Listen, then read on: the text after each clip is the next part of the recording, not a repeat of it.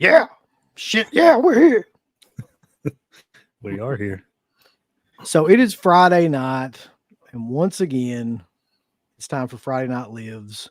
We are going to set the world on fire tonight with We're going to try. stream. We're going to try. We got a lot to talk about, though, because several things have happened over the course of the last week or so. And we're going to, any kind of questions that you guys want to send, like we'll answer those as well. But aside from that, too, there's a couple of really funny like topics to talk about. And yeah, we'll probably have some troll friends in here. It'll be a lot of fun. We'll get to them in the very near future. So I don't know where to start, but I figure like a really good place like would be what you were talking about, Matt, because like I hadn't heard a lot about this yet, but I like recently came to my attention, and you were gonna bring this up anyway. You may have brought it up in your stream too, which is all of the shit going on with Warner Brothers right now. Oh yeah, for those who don't know, there's another film, animated film. I believe it's the guy who worked on Hotel Transylvania films, Dexter's Laboratory, a lot of other stuff. Animated film with like Idris Elba. And I don't really care about the film. It's just the fact that this is yet another film that Warner Brothers has, even though it's completed, they shelved, they scrapped, just like Batgirl, just like Coyote versus Acme. And granted, most of these films I don't care about, but it's just this interesting new phenomena. This is at least the third film in a row that they've made, they completed, and they're like, nah, that's right off. I think I made the thing of, if that James Gunn DC thing doesn't catapult them, they may start selling some assets. And it's not, I mean, look what happened to Fox. The same thing that happened to Fox, and then they got bought up by Disney. I'm saying if that James Gunn DC thing, if they're this desperate that 3 films now, and who knows how many in the future, it's like it's completed, just put it in a vault, trash it. Then why Amazon, Netflix, someone could easily buy Warner Brothers if that's the case. I mean, I don't see that as outside the possibility. I mean, 3 films now? I mean, that's just what we know about. There could be more that have been canned and we don't even know. Someone told me there's years ago there was like a Steve Urkel animated movie. God, I want to see that. That's a great use of money. Okay. I'm like, what? Let me see that movie. So when you say like was this like recently, like a couple years ago, like or oh, I can't remember. Okay. They didn't say the date, but they mentioned like I just saw Steve Urkel animated film and went, I need to investigate this sometime further. That would be amazing if, like, more recently, like the last 5 years, they were going to make a Steve Urkel animated film. That's sounds.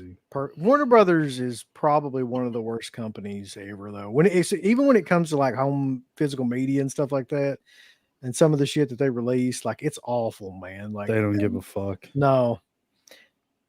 And yeah, this is just another example of that. So Justin Smith asks, isn't Warner Brothers for sale? I hadn't heard that, but that's a good question. It could be. Not yet. Well, yeah. Probably in the very near future. Right.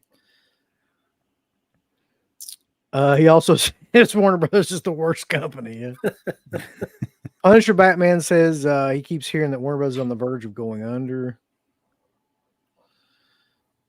Yeah, I mean, it makes sense with how desperate they have to be to have that much of tax write-offs. At least, like you mentioned, Mark, 3 that we know of. Could be others that are under the radar. I mean, there have been films in the past, but can you remember the last time a company was that desperate to literally dump that many films into oblivion in such a short amount of time? Not really, no. But I mean, well, I mentioned this earlier about just the stuff that's public knowledge. Like, is it possible that a lot of these other studios are doing the same and we just don't know? I mean, obviously, the more, I wouldn't call those movies high profile, but more high profile stuff would make news, like something like Bad Girl, for example. Like, that's obviously a bigger thing, costs a lot of money, but I don't even know how that works, though. Like, I mean, I guess you could just write it off for taxes, but I don't know. That's a little bit of, outside of my realm of knowledge for how studios like have their budget, like the allotted money that they have to spend for certain films and any sort of production. I would think that like, go ahead. Sorry. Oh, I was just gonna say there was one. I'm trying to think of what it was. It was really what the fuck was the big one that they did that way about a year or two ago? That they were like hopping it up, and then they just completely shelved it and didn't. Batgirl. Was it Batgirl? That was the Yeah, big one. I That was the think, big yeah. one. Okay, Yeah. yeah. And I was like, I was like you, Mark. I was trying to figure out like how do they do that? Like what? So if they get up to a certain amount, there has to be some way that they get a tax write-off that's worth more to them than even trying to put the movie out. Yeah. And I don't know like what that would be. Yeah. I don't know. Okay, the Urkel movie did escape. It's Urkel Saves Santa from 2023. So it did escape. So There's no way that's real. That's look it real. up. Urkel Saves Santa 2023. Type it up. That's your next review, Matt. Somebody Somebody right now. request. It's like, Urkel Saves Santa 2023. oh my God. How does that exist? In 2023, how the fuck does an Urkel animated film exist? Who is that for? Because you would think the people that would even know who Urkel is would be in their 40s almost. Like, and you're All going to put the an animated. Jaleel White super fans. Fans of Fuller House, maybe? Yeah. Right.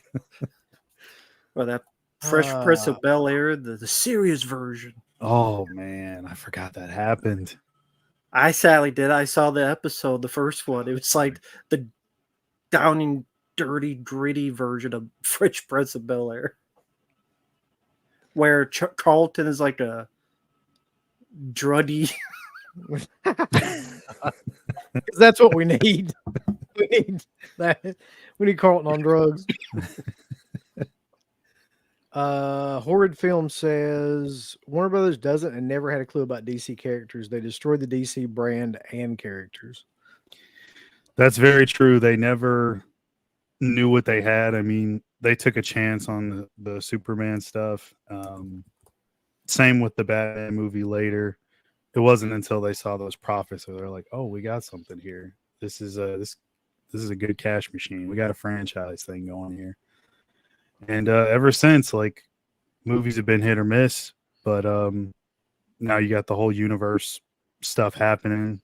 Almost seems like every 10 years. So the Snyderverse failed. I don't have any faith in Gunn's thing. I've seen the set photos. The costumes look ridiculous. It's just like with Gunn, everything's a goddamn joke to that guy. Like, he doesn't do anything serious, at least when it comes to comic book stuff. So, I mean, that was always kind of his gimmick. He was always like the trauma guy that kind of did, the sarcastic kind of humor and everything. That was his thing. So wait, you think he'll do that for Superman? Because I know nothing about what he's doing. It looks very cosplay-ish. All the costumes are very everything's super bright, and it just looks not like what I want at all. Like, because Zack Snyder did the down and dirty, gritty, dark. Yeah, he did the dark versions. It's just the stuff that I've seen so far isn't really appealing to me, but it could be completely different once it comes out. I mean, who knows what work they do with CGI, stuff like that, and how the final cut of the movie goes. I mean, we'll see. I mean, I want everything to be good. I don't want anything to turn out bad. Well, better than Zack Snyder. He's the type of guy that he did those Rebel Moon films. He did director's cut that has alien hentai sex in it. That's a whole like sub-market right there. Yeah, it is. It'd be good in China, maybe. Yeah. So you think though, because like Deadpool and Guardians of the Galaxy and all that has gotten so popular, that everything is kind of shifting to that kind of style where it's like slapstick-esque kind of comedy and shit and like dark humor. Yeah. Deadpool's a little bit of a different beast because that's hard R stuff. It's like the third one I saw, that one, it was very fun. The dialogue was pretty crass as usual, which was good. And yeah, those are violent, gritty movies, the Deadpool movies. So those kind of sit in a class of their own. But as far as like the comedic stuff with Gunn, yeah, it's like you said, that's kind of his style. So I think so.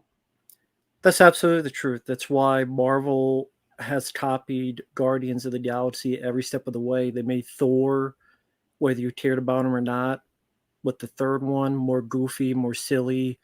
The fourth one, even more goofy and silly. Same with Doctor Strange 2 with Sam Raimi, more goofy and silly. All those films, just like the same comedy, the same jokes, the same. Look at the trailers. They all have like an 80s song remixed in some way. Yeah. Well, I mean, is it me? There was a period there where it was like everything, like, reimagine the time period where The Dark Knight Rises came out, and like everything was super dark and gritty, and like every superhero movie was kind of like that. And then, all of the other stuff started to kind of like the Guardians of the Galaxy movies and all that stuff started to take off. And I feel like that they've just completely abandoned making like serious superhero films now. I don't fucking like I don't even really like Guardians of the Galaxy or any of that stuff, if I'm being honest. Like, I just don't give a shit. But if you had a gun to my head and you're like, you have to watch a superhero film, I would prefer to watch the Marvel stuff to the DC stuff, if I'm being honest. Cause like, the DC stuff is just boring as shit to me. The later stuff, I'm not talking about like the Nolan films or anything like that. I'm talking about the stuff post that. Like, I can't get into any of that stuff. Even I would say even Joker. Well, to me, that's like an extension of that almost. Yeah, in a way. But yeah, I mean, I like Joker well enough, but like, yeah, I suppose it's better than the majority of the other stuff, like fucking, Suicide Squad or something like that. Well, you can see the sequel musical, Lady Gaga, coming out. Yeah. I'm real curious about how they're going to pull that off, but maybe they do. I don't know. Yeah, it looks good, but only time will tell once it drops. We'll see. I think it'll do better than Borderlands is doing right now. I don't know if you guys have seen that. Yeah, poor Eli. Yeah. That was the thing that I wanted to talk about too. I was talking to Rambo about it earlier because, I don't pay attention to critics or anything just because normally like they don't align with what I like. But man, this movie is getting slammed like by everybody, not just critics, but by fucking people going to see it. Like, so critics hate it, audience hate it. Like, I don't think I've seen anybody say anything good about it, period. None. And it's kind of funny because, I mean, it had 3 different directors from what I can understand. Like, it went through 3 different directors. 3? And eventually like got to, I don't remember if Eli Roth started with it, abandoned it, somebody else picked it up, and then he came back to it, or there was something. Eli started it, and then it was an R-rated film. They had test screenings. It was very, very poor. He went and did Thanksgiving, and Tim Miller, who did the first Deadpool, he also did Terminator Dark Fate. He did the reshoots and made it more of like, I guess, a PG-13 Guardians of the Galaxy feel. And like you said, I haven't seen a single person liked it. It has a 9% on Rotten Tomatoes right now. And everybody hates it. It costs $100 million and it's going to be a massive flop. And go ahead. Well, yeah, I mean, having Tim Miller come in, I mean, I've heard.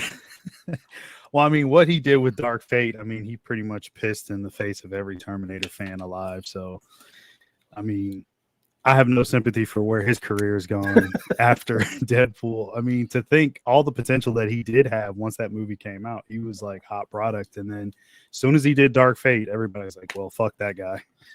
And then they get him to come in and try to fix Borderlands, which, man, like, I guess I wouldn't say fix, but reshoot some stuff. And then I heard that like after like he had shot his stuff, the studio did their own cut of it, and that's the cut that we have now. So that kind of would explain why they wanted to turn it into a Guardians-esque type of movie, and it just doesn't work on any level because you have these, I guess, 3 different versions of the movie, and the final cut's just terrible. that never works. Like, I've never known that to work when like multiple different people come in and try to recut a film like that, and like it ends up being delayed for that long. You know it's going to fucking suck. It doesn't matter like who's attached to it. I'm really surprised Eli Roth. You know, I mean, he kind of had like he had a hit finally, and in a movie that was universally liked by, you know, the majority of critics and the majority of like fans and audience people. And we even liked it, and we fucking hate that guy. Like, I'm just amazed. Number one, I'm amazed that a studio would let him do that movie just on his track record. Number two, I'm amazed that like after he saw what a fucking mess it was, that he would be attached to it right after like he made Thanksgiving, which was pretty well received. And then it's just a giant shitstorm. I guess he wanted to be attached to a big movie no matter what. And they wanted him after Thanksgiving because he had some recognition. Well, actually, he started filming it before Thanksgiving was made. So he was filming it, and it was like 2021. Yeah. It was like done. And that's then right. Yeah. when he left, then he made Thanksgiving. So he must have been like, this film's going to bomb. I got to go make a hit film because I know this is going to be a massive flop. I need one hit. Yeah. And then did he come back, or did he just like, did they just decide to release it like after Thanksgiving, or after like he kind of got popular again? It was, I think that's like the point where they brought in Tim Miller, and then I'm not sure if they tested his version of it, but either way, the studio had like the final cut of it, and now it's just a big mess. I can't wait to see it though. I'll watch it just because like, I'm just really curious. Like anytime he does anything like that, I'm curious to see what it's like. Ironically, when I talked to Eli this past weekend, the majority of our conversation was about studios and how they don't want to produce specific types of horror movies that are in certain subgenres. They want what's hot, and it's, you know, it's like pulling teeth to like try to get them do anything unique or fresh or original. So the age-old studio problems with original horror stuff still exists. Yeah, he was talking about that 20 years ago. There's like a clip of him talking about that.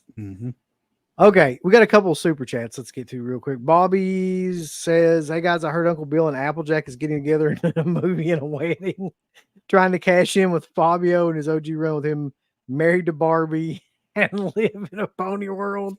And Matt as Bench character from the Trolls movie. Branch. I know that for some reason because I have children. The Branch character from the Trolls movie. Yes. I'll take that as a compliment. I don't know Trolls, but yes. And Applejack is My Little Pony. Don't ask how I know that shit either. I've had I have had one guy today tell me I'm a black guy with white skin. So me and Marq are brothers, I guess. Speaking of Thanksgiving, we'll see Thanksgiving dinner. Yeah. I've had one guy tell me. I take that as a compliment, especially down there. Especially down there, if it works. What was the context of this conversation, by the way, that he decided that was? I was racist because I don't want to vote for Karma Chameleon, Kamala, the Ugandan giant, whatever her name is. And I'm like, I don't like any politics. I think they all suck. Just any politics. And then I definitely agree with that too. So, but hey, I think it's pretty damn funny. Yeah, I take that as a compliment. Right, Marq? Right, Marq?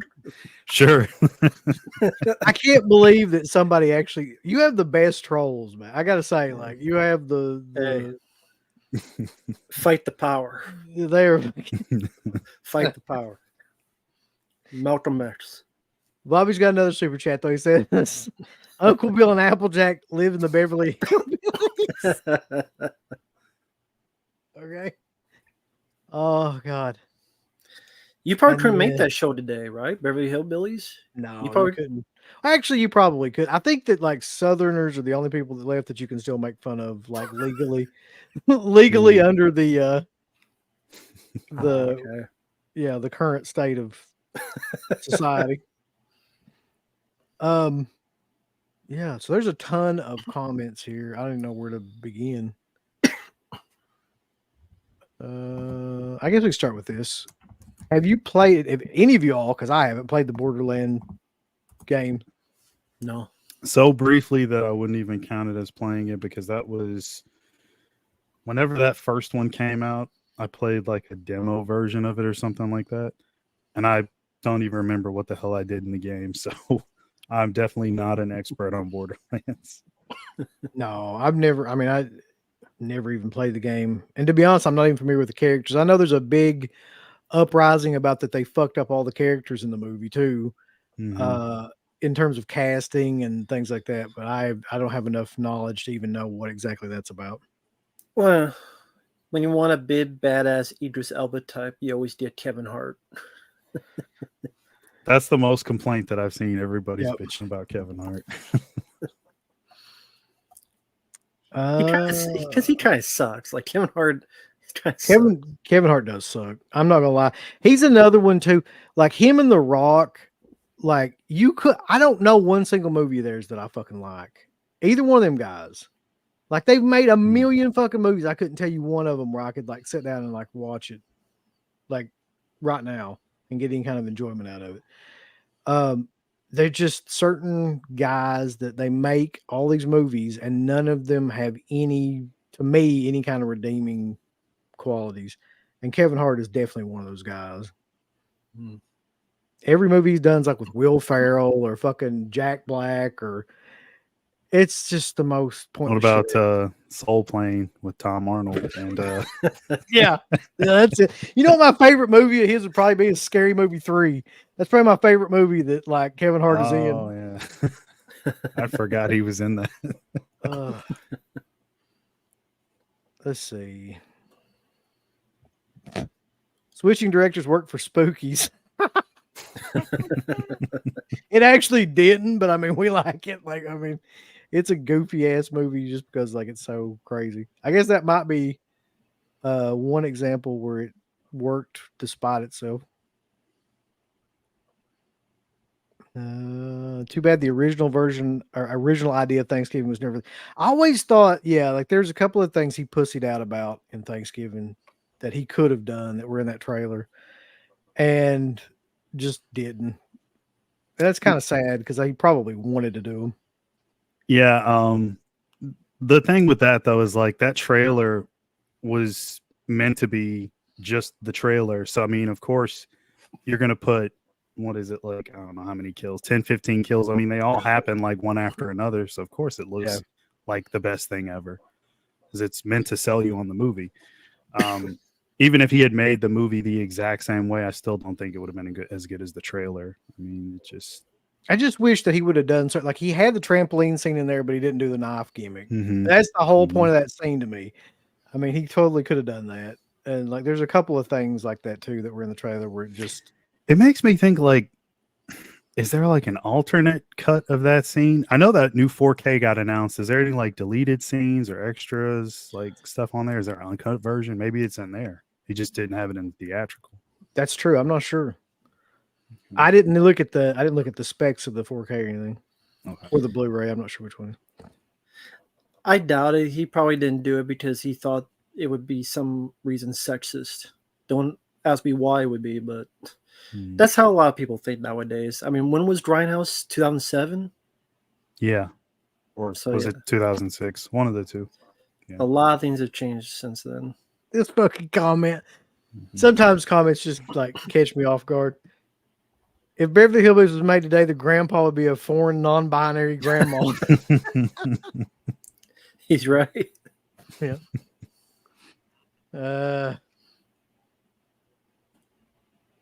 Let's see.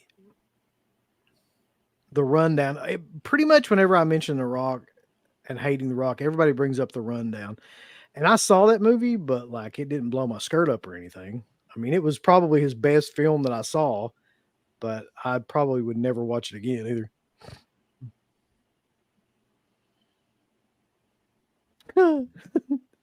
It's a question for the ages. What's your favorite role from Vin Diesel? I like Pitch Black. I actually thought he was really good in Find Me Guilty. That's actually, I think, a pretty good dramatic comedic role. But he actually had a director. I'm bad with names. But he had a director worth a spit too. So I think Find Me Guilty is actually a really good one. Because it wasn't Vin Diesel, it was him playing a character.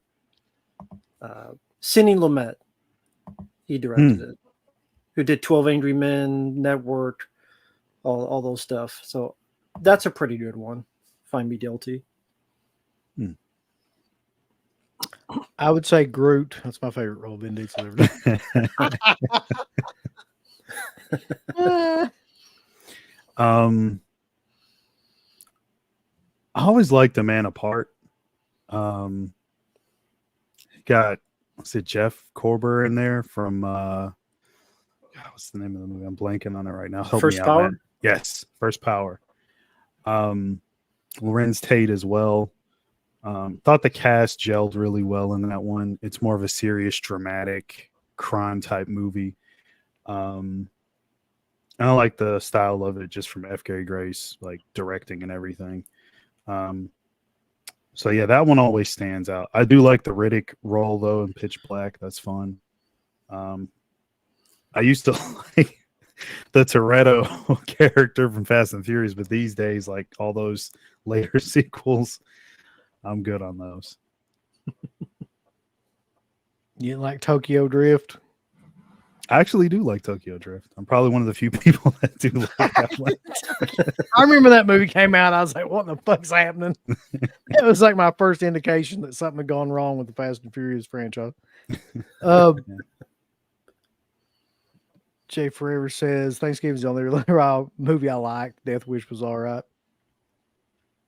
Anybody picking up the Thanksgiving 4K Steelbook? Yeah, I'll probably get it.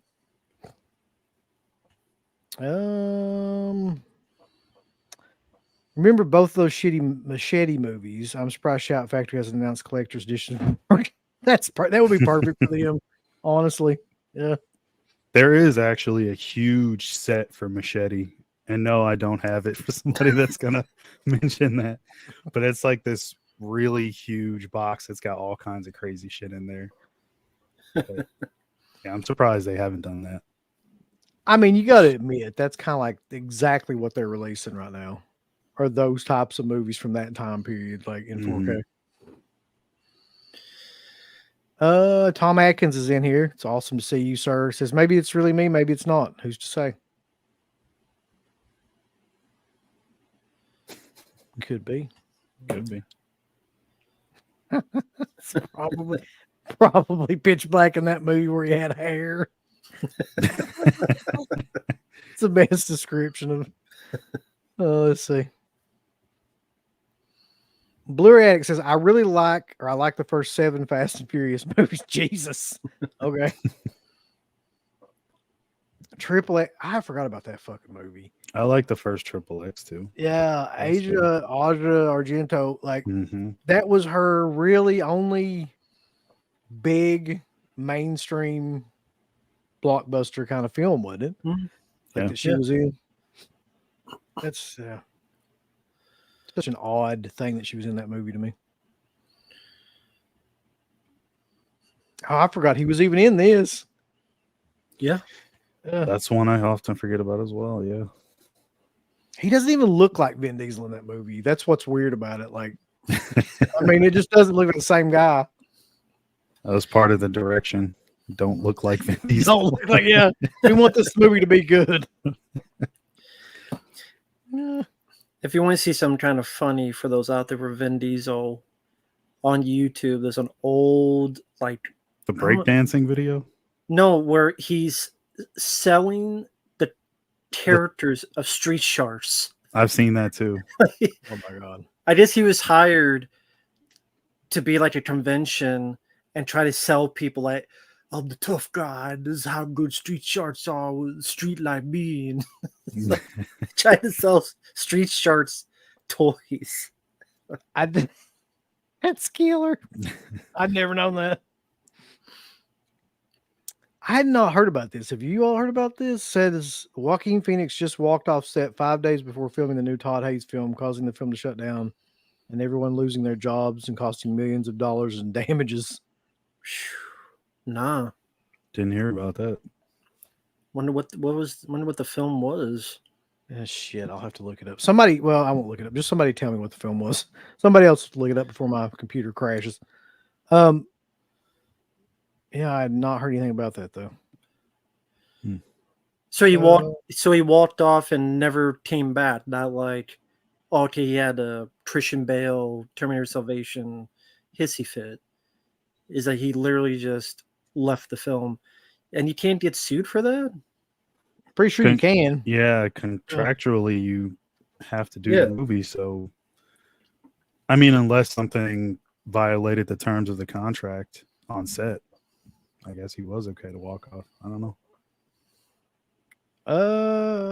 We'll find out here in a sec what that was. Have you seen the movie 68 Kill? Nope, I have not.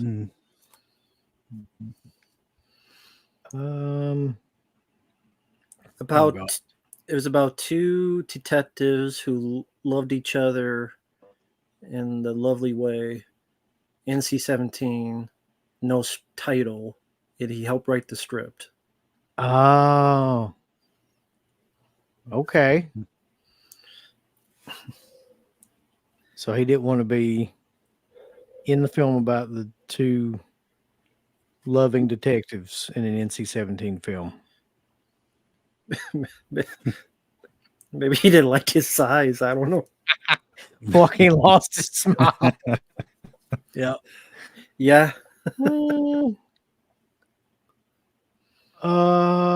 God. Let's see. Yeah, I know. I mean, Asia Argento was in Land of the Dead. I don't think that was a big hit. If I'm being honest. Yeah. Yeah. Have your thoughts on Land of the Dead changed, or are they the same when you first saw it? I got 2 words for you. John Leguizamo. Fuck that movie. Jesus Christ. He's like the main heel guy in that movie, really, aside from Dennis Hopper. And he's got way too much screen time running around, like mugging it up. No, I mean, honestly, he's not the biggest part of the problem for me with that film. The biggest part of the problem for me is the CGI in that film and how fucking awful it is. It's just in that time period where it just looks ridiculous and they use it way too much. And it's just really, really bad. I don't mind it as much. I used to hate it a little bit more probably than Uncle Bill back in the day. I was such a purist of practical effects and stuff like that. I've always said I appreciate it way more now. I don't mind it. Like if you've seen Survival or Diary, then you know. Yeah, I mean it's like Shawshank Redemption compared to those 2 movies. Yeah. I mean, I'd almost rather watch just about anything except maybe Deja Vu again. I Spit on Your Grave, Deja Vu. That might be the only movie I would less like to watch than Survival of the Dead.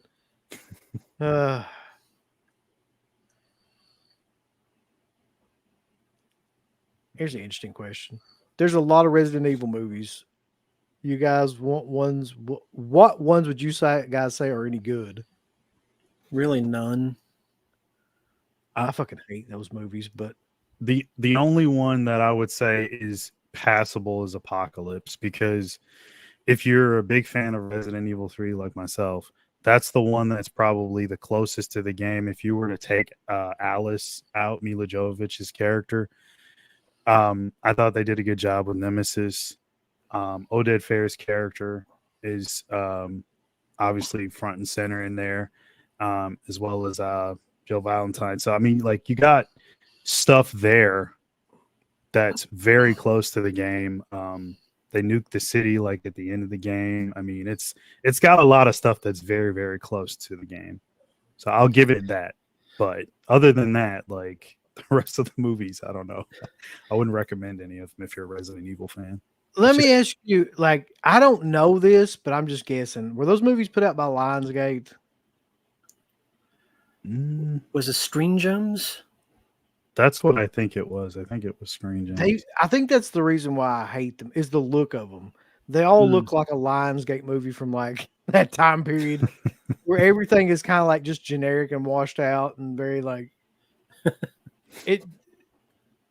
all those movies just had a certain look to them. And it takes me back to that period whenever I see those Resident Evil movies, and I don't know, I just can't stand that kind of cinematography.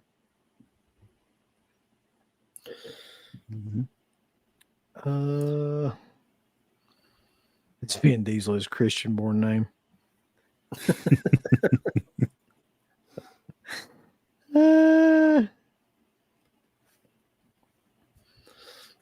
Let's see. Thanksgiving eats dick. All right.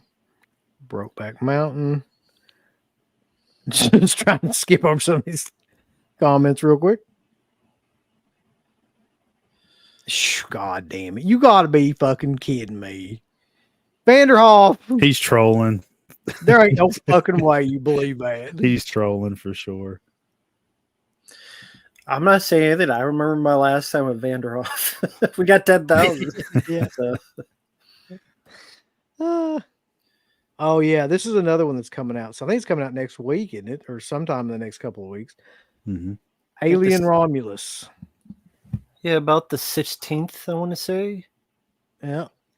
So next, what is that? Next Friday? Yeah. Yeah. It just looks like the same movie. I mean, all seriousness, no joking aside. People on a ship killed by one by aliens, and wannabe Ripley, a rip-offly. So what? I mean, what is there to be excited about when this is stuff you've seen multiple times already? Cool, it'll have practical effects. So, I mean, I could watch the first two, and Alien 3 had practical effects, and that was still a film I hate. That we all hated, really. If people look forward, that's fine. I don't see what the appeal is just based on everything about that movie specifically. Yeah, I mean, I even saw like a video clip of it, and I guess this was done by the studio. They put out a trailer / ad for it on Instagram where it's footage from Aliens and one of the other movies, and it's like every other scene is like a mirrored scene of the new movie. And I'm like, why would you do that? Like, that's not going to entice people to go see the new one if it's so many copied scenes from the other stuff. So, well, to be fair, The Force Awakens, Jurassic World, they kind of did the same thing, and they made a lot of money. Oh, did they really? Okay. Well, I mean, like The Force Awakens, it was like the very ending is like the Death Star yet again. They just ripped off A New Hope. Jurassic World, here's two kids, here's a dinosaur crashing through the car, through the ceiling, rooftop where the two kids are being attacked, and it's just. I think I avoided all that. Bruno Mattei did it best, though. Copying Aliens. Goldberg. You know that's killer. That's like one of the best scenes ever. Yeah, definitely. But will it be worse than Covenant and Prometheus? I don't know. That's hard to say. Even if it's not, I mean, is that still a good thing? Well, that's my thing. Is like, even just thinking about going and see that movie, like that's not going to get me to the theater. Like that idea, that franchise at this point, like. Well, you got to get your popcorn bucket, Uncle Bill. Come on. Fuck him. I'm so sick of them fucking popcorn buckets too, man. Like that was a good idea for like one or two movies, but good Lord, like that's become like every movie that comes out, there's a fucking popcorn bucket attached to it now. Like some sort of gimmick. It's just, Is there any that you would have a popcorn bucket for, or you just hate the whole idea? I'm over that idea. I don't know. Like it just seems so kind of like overdone. It's like Spirit of Halloween shit now. It's like, yeah, we get it. Like you got all the shit about, you're going to do this one thing like for every movie that comes out now. because it did well for a couple of movies, but you just burn it. Just that's what they do. They just run everything into the ground. Like any good idea, they just run it into the ground until nobody wants to see it anymore. Yep. OCP actually has a super chat. Thank you for that. What are your thoughts on the batshit insanity that is Highlander 2? I must admit, as dumb as it is, that is my favorite Highlander film for just how insane it is. That's my favorite one too. I mean, I'm not a huge fan of that series or anything, but I have seen them, and that's my favorite as well. I haven't seen that one in a long time. Is that the one where there's like more than one cut of it or something? Renegade version and the theatrical cut. That's the one they explain either they're from the past and they go to the future, or they're aliens and they went to the planet. Either one is dumb, but I love the Blade Runner future type. I like the music. I like the song at the end, One Dream. Well, the cast, man, you've got fucking Sean Connery, you got Michael Ironside, you got Virginia Madsen's in it. I mean, that's a hell of a cast, too. Yeah. And it like he said, batshit insane, too. The thing I never understood about that franchise is by the end, there's only one left, and then the next one, there's like 50 more. But there could be only one. There could be only one, but also 50 more pop up. Yeah. Where do they come from? Well, see, that's the problem with there being only one is they still need to make the fucking movies, so they've got to be more of them. The franchise calls for more than one. Yeah. So I was curious with the first Highlander. Like, I don't mind it. I liked it. Did you see that on video, or were you ever like you heard about it because of the Queen music? Because that's what I first heard was the Queen music first. The first thing I ever saw Highlander was the series. Okay. That which would have been what, the 90s, the early mid 90s or something like that. Yeah. So as a kid, I was big into that. Yeah, that was my introduction to the Highlander, and then from that point, I went and like watched the movies. And I've never like I said, I've never been a huge fan of the series, but I mean, I do like part 2 quite a bit. And I'm not a fan of Christopher Lambert either, if I'm being honest. Like, I've just never been a fan of that.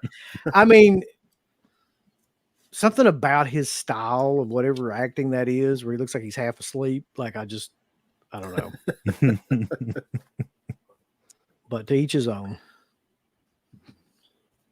Let's see.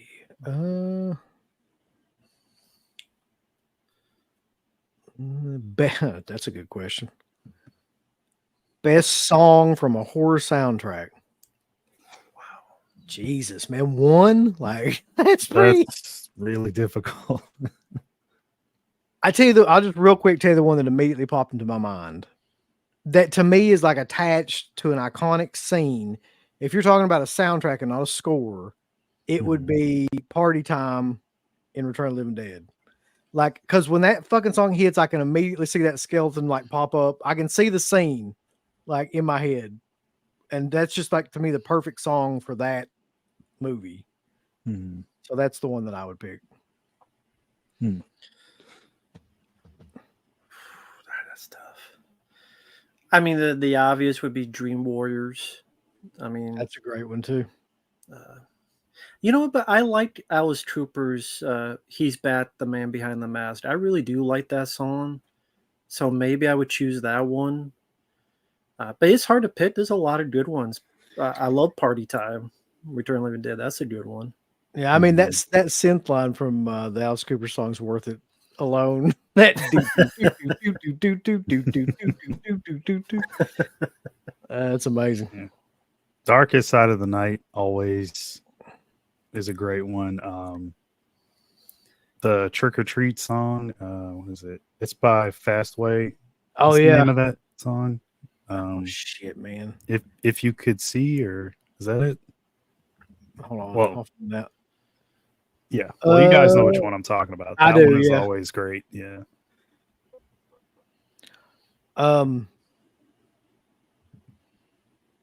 there's so many of them though. Like it's really hard to pick one song and be like that's the best song. Oh, wait. For me, I gotta change mine. How could I forget? AC/DC, every song in Maximum Overdrive. That's true.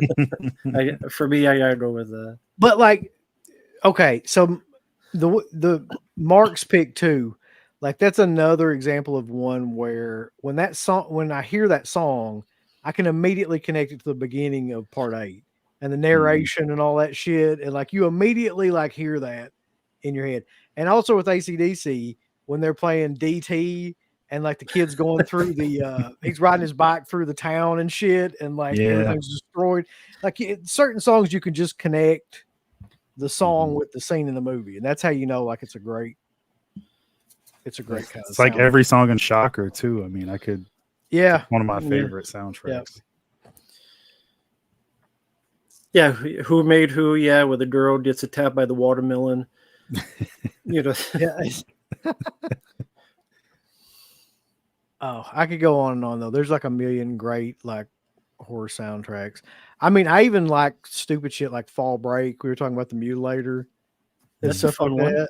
Like, I mean, that's not the best song, but it's hilarious to me that it fits in that movie.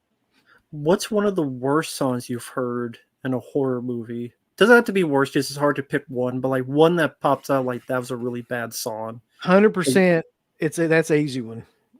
I don't know why, but one of the worst choices in a fucking horror film ever that does not fit, makes no sense, and just absolutely like you're just kind of like jarred by the fact that it's like placed in this scene is Love Hurts in the fucking Halloween remake. I'm just like, that's a good pick.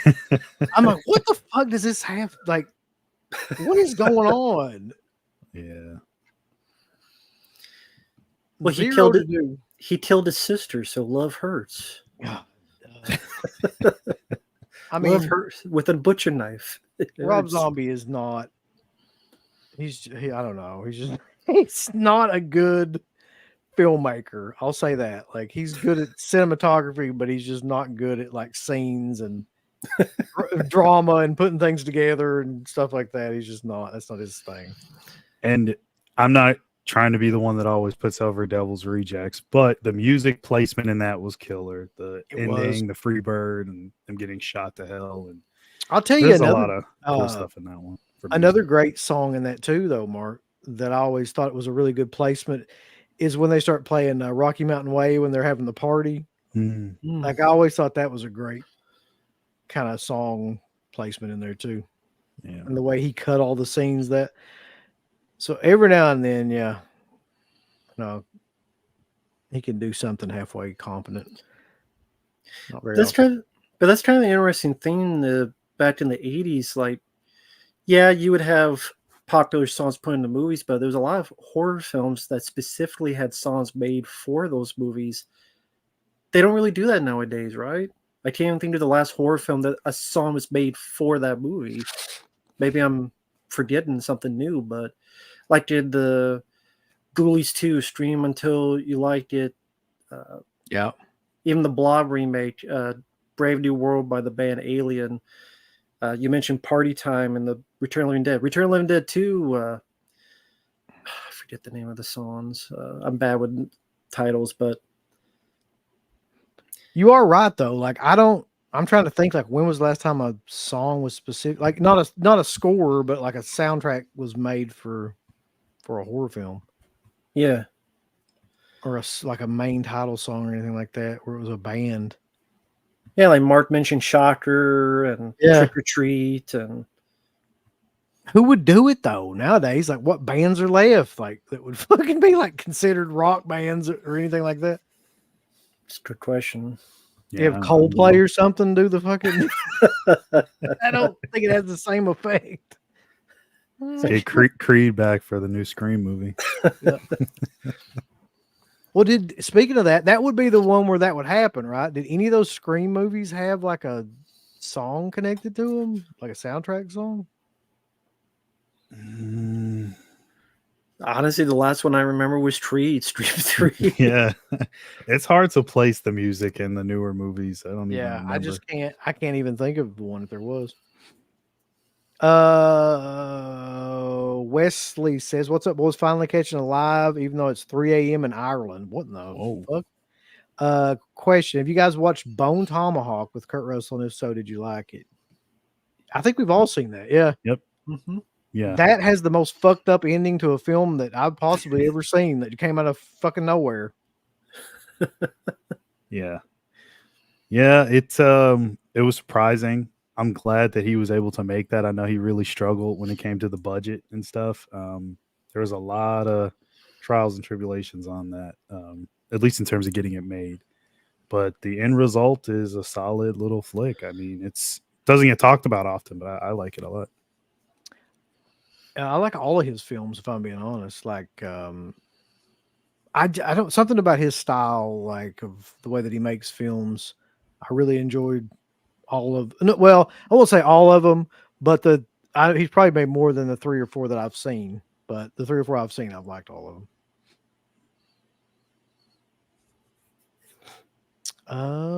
This is a great question. Do you think that Paul Thomas Anderson ever gets pissed off there's a hack director named Paul W.S. Anderson? Probably. He's probably like had that conversation before, I would say. Radkins, where the fuck have you been? Says congrats on hitting 10,000 subs. I sadly missed the stream and wanted to say thank you for being genuine in the content you and CK make. I've only been a sub for 3.5 years, but love the old. Love the old. There had to be more to that. Content on Patreon and YouTube. Okay, killer. Yeah, where you been, Ryan? Shout out to Ryan. Where the hell has he been? Ryan's the man.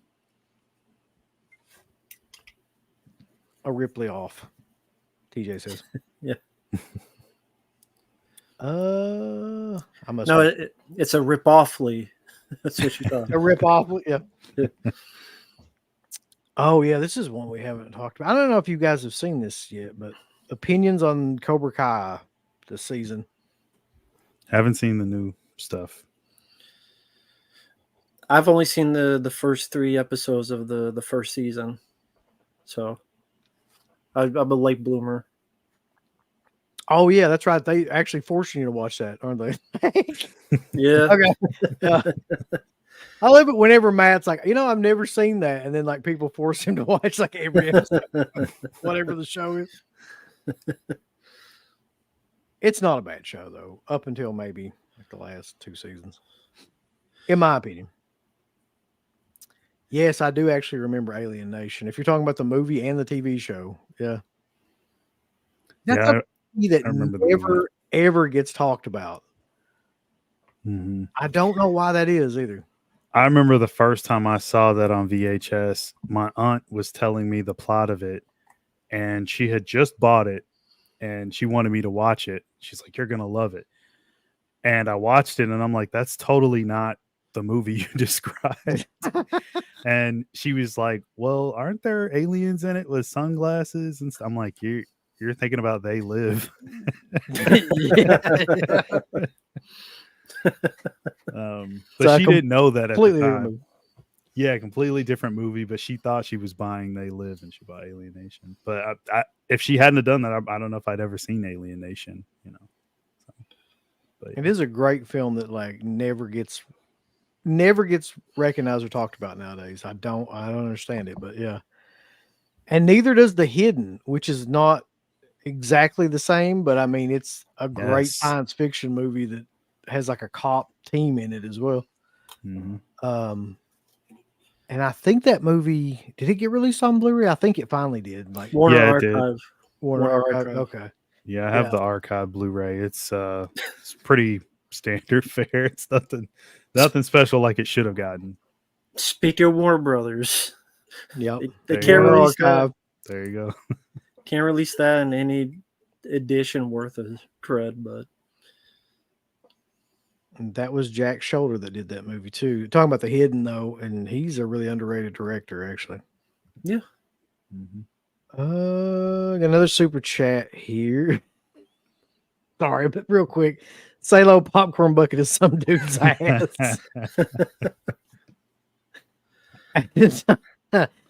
Antonis and Dradia says, have you guys ever had a bad experience at a movie theater before? You mean with okay, there's two different bad experiences I guess you could have. With the movie itself or with actual like people in the theater. I've had a lot of bad experiences watching movies that I hated. Like, Yeah. I'm trying to think if I've ever had a bad experience though with like people other than just your typical dumbass teenagers that fucking want to talk through everything. Mm-hmm.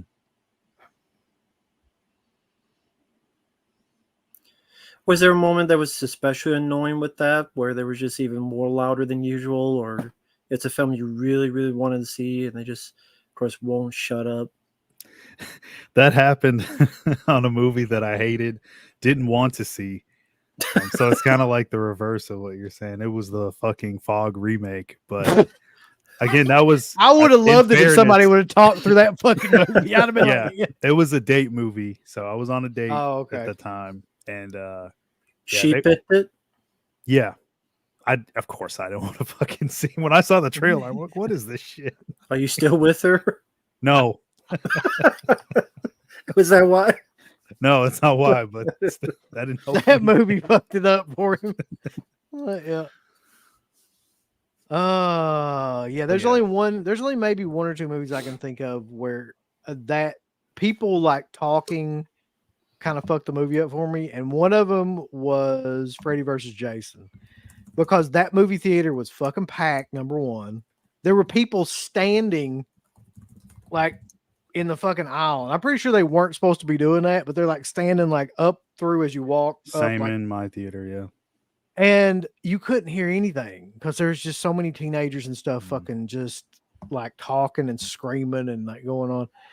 And I mean, it was a bad and a good experience, I guess. Like, it was good in the fact that the energy in that place was insane, but it was bad in the fact that you really didn't know what the fuck was going on. Not that I guess it mattered with that movie, but I mean, you couldn't hear.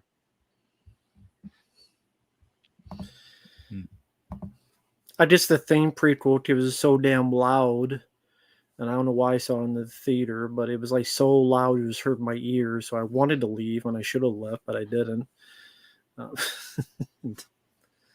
Yeah, I couldn't tell you how many movies that I wanted to. The Fog remake is probably the one that I was closest to walking out of, by the way. Same. I think of any movie I've ever seen, I actually leaned over to CK and was like, should we just fucking leave? Like, this is not going to get any better. And he had that mentality. He still has it to this day, that if we were watching something for the show, that we had to stay for the whole fucking movie. Oh, we fucking sat through that movie just to do a review later on. Yeah, I mean, that was a chore. I mean, I wasn't paying attention to it as much anyway, but I mean, they were yelling and throwing popcorn, and it was one of the worst experiences in the theater for sure. That sucked. Yeah. Oh, yeah. Oh, sorry. Oh, no, go ahead. I was just going to say, Kevin Sullivan, rest in peace. The Taskmaster passed away. Yeah. Yeah, he was sick for a while. I'd heard like different things that he wasn't in good health for quite a while. That's too bad. But he was a hell of a booker, man, back in the day, back in that time period for WCW, especially. Mm-hmm. What did you think about that conspiracy theory that he killed Chris Benoit? I think it's one of the dumbest fucking things ever. People keep bringing it up. And I just, it's just people, anytime anything like that happens, people have to say some shit like that. It can't just be that he went crazy and, did that, because you can't wrap your head around that. True. Right. And thank you, Joe. I did see you super chat. You asked, do you guys like Stir of Echoes? Is it one of your favorites? I wouldn't say favorite, but I liked it. It's a really good movie, Stir of Echoes. I liked it more than The Sixth Sense. Same here. Oh, I didn't see that. I was going to mention that. Yeah, Stir of Echoes. Stir of Echoes is one of my favorite movies of that time period. Yep. Mm-hmm. What would you say that? What would be the reason that you like it more than Sixth Sense? I mean, I know my reasons, but like, It's what makes it rewatchable to me. Okay. It's more Mhm. like once you know what the Sixth Sense is, like I don't ever go back and watch the Sixth Sense. There's not anything in it aside from the ending that's like memorable to me. But Yeah. like the whole Stir of Echoes movie is memorable. It's got scenes in it that still are fucking scary to this day. Like Mhm. it's a really good ghost movie. If you take away the ending and all that shit, it's still good.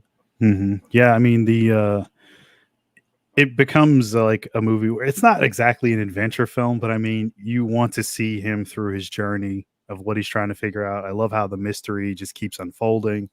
Um, it's got some really good atmospheric scenes, like Uncle Bill was just mentioning. I love that they shot it on location in Chicago.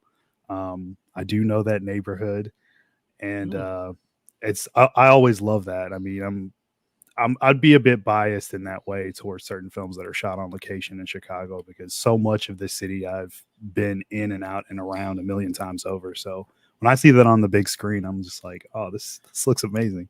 So you've been there where it took place? You've That actually been neighborhood, I have been there. Yeah, there? Okay. I When always was forget that? about that.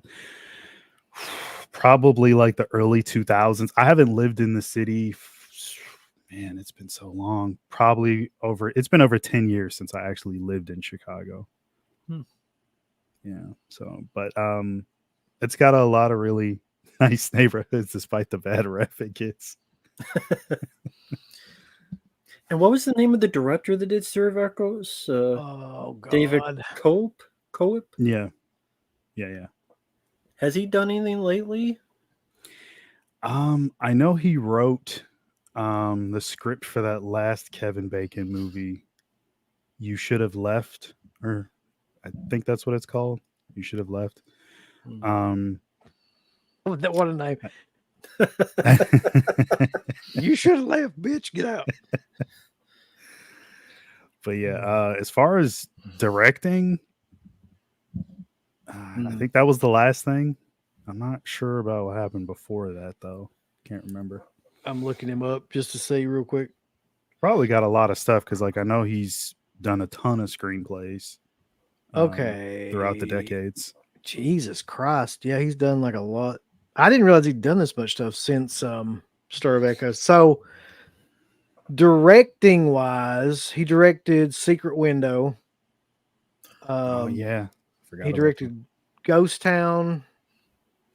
You Should Have Left, and Inferno, a movie called Inferno. He's written like fucking 20 films though. I'm not gonna go through all of them, but like they include like War of the Worlds, Spider-Man, Panic Room, just a bunch of stuff that everybody would know. Jack Ryan, The Mummy.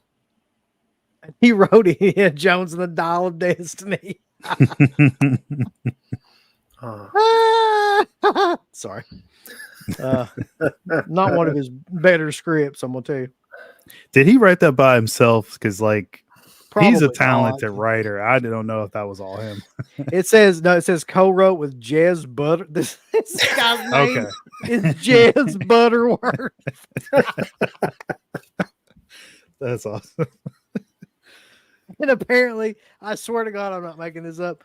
Apparently, like one of the other co-writers is either his brother or something, John Henry Butterworth.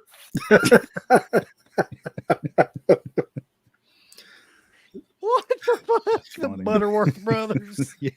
The Butterworth brothers. Another classic from the Butterworth brothers. It tastes like butter. I can't believe it's not Buttersworth. That's what you should say. I can't believe it's not the Butterworths. Anyway, I can't believe that there's a guy named Jez Butterworth. If that guy exists and he writes horrible films. So there's like 1,000 songs that people put in here. I'm backing up like a mile back, but talking about like soundtrack songs. And I didn't even think about some of these at all, but these are great like suggestions. So Stigmata Martyr by Baal from the Night of the Demons.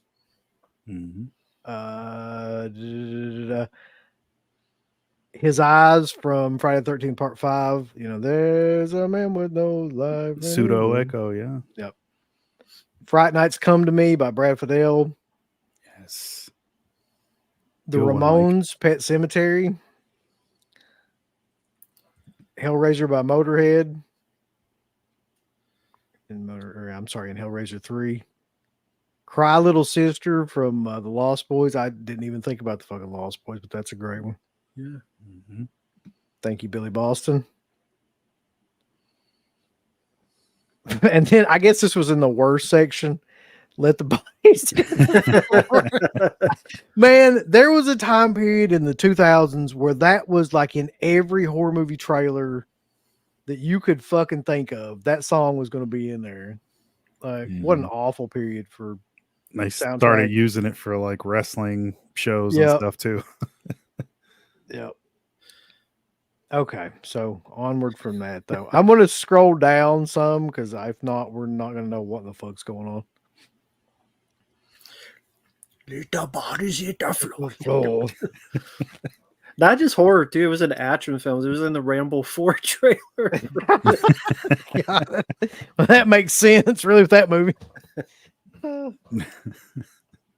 remember CK and I saw that at the theater, and we couldn't fucking believe the ending of that movie. I thought it was like one of the best things ever. That's fantastic. Great theater experience. What's the best and worst movie of the year so far? Well, I know what my best movie is so far. I mean, there's a lot of candidates for worst movie. But what would you guys say? And that's just any genre, anything? Yeah.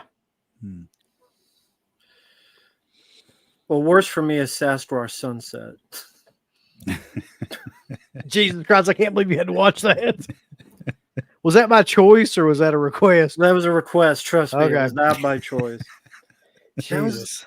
It's 90 minutes of just people in Bigfoot costumes, no dialogue, and they see a road, they freak out, they take a dump on it, or they piss on it, or they milk themselves on it. And like 90 minutes of the movie. Part nature dot, part Bigfoot, whatever the hell, man. That's the worst film I've seen. That and the American Society of Magical Negroes. That film. Which is the title of the movie, folks. Listen, let's be honest. You just wanted to say that title. He did. No fucking He totally did. Yeah. But that's the honest answer. That's the second worst film I've seen. And again, Mark, I know you've seen the trailer. You know, yes, I have. You know how bad that looks. Now you know if you've seen it. Yeah, I'm never watching it. Hey, I can watch it. Remember, I'm a black guy with white skin. No, that's right. I can say it. So that's What on would my you say? tombstone. What would you say, Mark?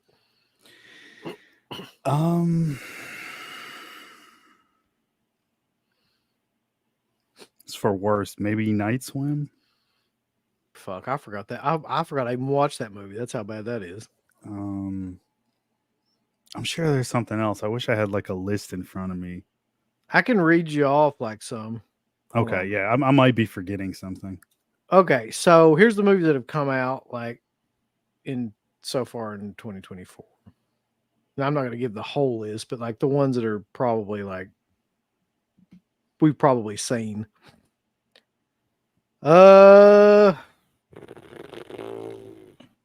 Jesus, that's a long ass list. Night Swim.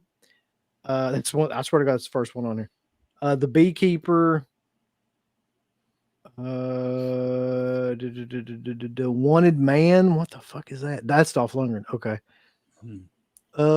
Founders Day. I haven't even heard of a lot of these. Lisa Frankenstein. Madam Web. Forgot that movie came out. Shit. Yeah. Lights Out. Some bitch. Dune Part 2. Kung Fu Panda 4. We all love that one. Love Lies Bleeding. The American Society of Magical Negroes is on here. Yeah. I can't believe that exists. Roadhouse. I forgot about that. Oh man. Jesus. That might be it. That might possibly be it. Ghostbusters, Frozen Empire, Late Night with the Devil, Godzilla, Kong, The New Empire, The First Omen, Civil War, Sasquatch Sunset, Abigail, Boy Kills World. What the fuck is that? The Skarsgård movie. I forgot about this one. Edward 5150 put this in the chat. Festival of the Living Dead. Oh shit, I did too. That's the Soska sisters one, isn't it? Yes, it is. I didn't even Forgot get through happened. that. I didn't get through that whole movie. I just turned it off like within like 10, 15 minutes. So That might be at the top for worst. yeah, I mean, I don't even really know if I consider that a fucking movie. I mean, technically, I guess it is, but it's like a Tubi original. Right. It's not. My favorite though so far this year, mine would be Long Legs. That would be my best. And I know that movie's not for everybody, but it was for me. So that's all I can say. Okay. There's like a ton of them that could fall into the worst category, including that one. Yeah, so far, there's actually been an equal amount of movies that I've really enjoyed this year and some equally hated. But of course, the stuff that I liked is always going to stick out. Like you mentioned, Long Legs. I liked Maxine, Deadpool, Wolverine. That was fun. Beekeeper was fun. The Fall Guy was surprisingly really fun. Doesn't get talked about enough. Yeah. Some good movies this year. A lot of bad, though, too. Let's see. Wes says, I thought y'all were renaming this show Friday Fuckery. Not yet. It's possible, though. I don't know if YouTube will let us keep that title up. What is Mark's favorite part of Deadpool 3? See, if I say the part, then it's going to spoil it. So, Well, does too late for anybody... me. Mark already- I spoiled it for Matt, and I didn't mean to because it was all over Instagram and YouTube. I went on Discord and I did a message from Mark. I'm like, okay, what's this? And then he's like, I saw this movie, and they just spoiled the whole damn part. It's like, you knew about it though, right? I'm like, no, I did, but that's okay. You do now, motherfucker. That's what he said next. I mean, at the same time, it was going to get spoiled eventually. Those type of films Yeah. always get spoiled. That's the way the internet is nowadays. Yeah. I mean, does anybody in the chat care? I'll say it real quick if anybody cares. If they don't. I don't give a shit. I mean, I'll see that movie at some point, but I'm not concerned with it. If anybody in the chat does, then plug your ears at this point. Yeah.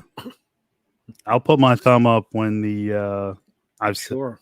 Yeah, okay. So thumb up, spoiler. It's coming up. Plug your ears. The return of Wesley Snipes' Blade. So that was my favorite moment, obviously. Seeing him come back, that's bizarre. It That was is epic. fucking bizarre that like he's back to that character. And he moved perfectly. Didn't look like he missed a beat in the fight scenes. It was like he walked right off the set of the last one and still doing it just as good. I mean, he needs his own movie.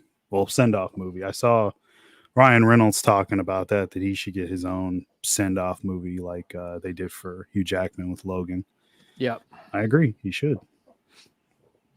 That's hilarious because I know Wesley hated Ryan Reynolds, but now that he got this, it's like, yay! I love him. You know what else you hated? Taxes.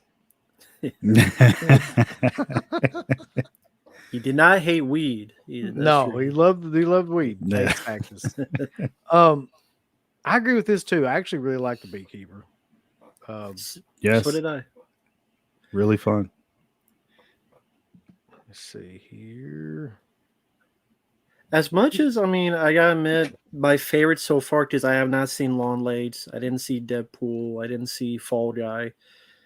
I like Beverly Hills Cop 4. I thought it'd be the worst movie. I actually enjoyed it. It wasn't perfect, but you know what? Eddie Murphy was funny, and that's kind of really all I wanted, and that's what I got, and I was surprised. I liked it more than Bad Boys 4. That film sucked ass. Yeah, that might be the biggest surprise film for me, was the fact that that movie was actually pulled off without completely sucking ass. Okay. The Beverly Hills Cop. I was like, I mean, I was really impressed that they were able to even make it that good. There's no way that movie should have been that good. But yeah. Let's see. Did you hear that Warner Brothers put up a survey to see if they should release the Nightmare on Elm Street sequels or the Lethal Weapon sequels? God, I hope that's true. I think there was some sort of survey though, wasn't it, where they like put a bunch of movies up there and said what would people want to see on. Yeah, I mean, I haven't seen that, but man, I mean, I might go for the Lethal Weapon sequels, honestly, or just the franchise as a whole. Put out an updated version of those. That'd be interesting. Let's see.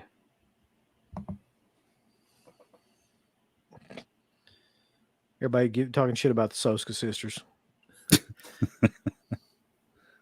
So what was the plot of that film? I haven't seen Festival of the Dead or Living Dead. I think was it Living Dead? It might have been Living Dead. I don't know. So it was probably John Russo probably owns Living Dead and he won't fucking let him use it. It's probably just Festival of the Dead. So very cheap. I couldn't tell you because, like I said, I made it through about 10 minutes of it, and I was like, "No." Yeah, I mean, pretty much what the title sounds like. They go to like a festival, but I think it's a commemorative like get together at this festival for like the original zombie thing, and then like zombies are there, real zombies are there, something like that. That's the gist of it.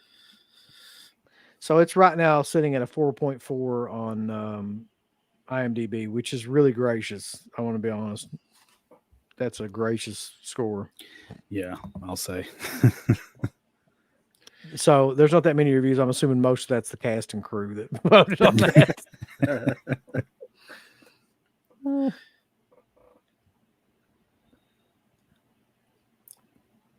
Oh, randomly, I did see Nightmare Beach. You guys were right about that. That was a fun, weird, but fun movie. Yeah, it's an interesting, odd kind of oddity from that time period. Yeah. Mm-hmm.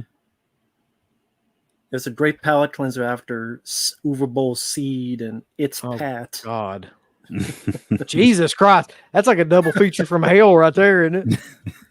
Yeah. Michael Prey and then like, Uwe Boll, shocking. Let's have real animal killing from PETA for 2 minutes in the first 2 minutes of the movie. Thank you, Uwe, you asshole. I'm so glad that guy's gone. Nobody has to put up this shit anymore. Sadly, he's coming back. He's making movies now. Please no. He's got like 4 movies in the pipeline, apparently. Who's still giving that guy money? Germany, apparently. Just the whole like country. I think it's some sort of sick, twisted ploy to like, get back at us for World War II or something. It's still funny how there's 2 Uwe Boll documentaries and I'm in one and you guys are in the other. Yep. So speaking of that list though from Warner Bros., somebody posted the list in Discord. That survey. So it is, yeah. I thought I'd read something like that.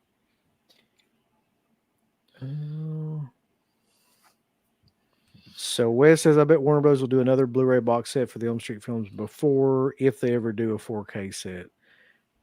Probably. I mean, that would be the ultimate way to fuck everybody over, is just do a new like Blu-ray set that's updated with special features or something like that. And then like turn right around and make that into like a 4K set about 6 months later. Yep.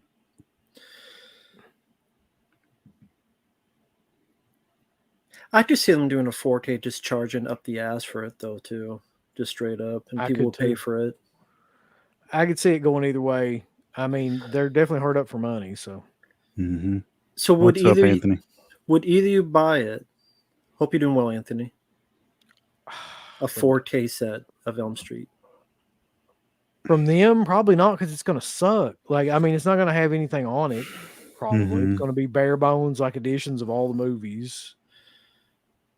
It's probably not going to be done well either, like the remasters. Right? Yeah, they'll just put it in 2160p and then dump it on a disc. Call it a day. Somebody will render that shit for them, and they'll just nobody will pay attention to it. They'll run it through an automatic. Yeah, there won't be any attention to detail. Nope.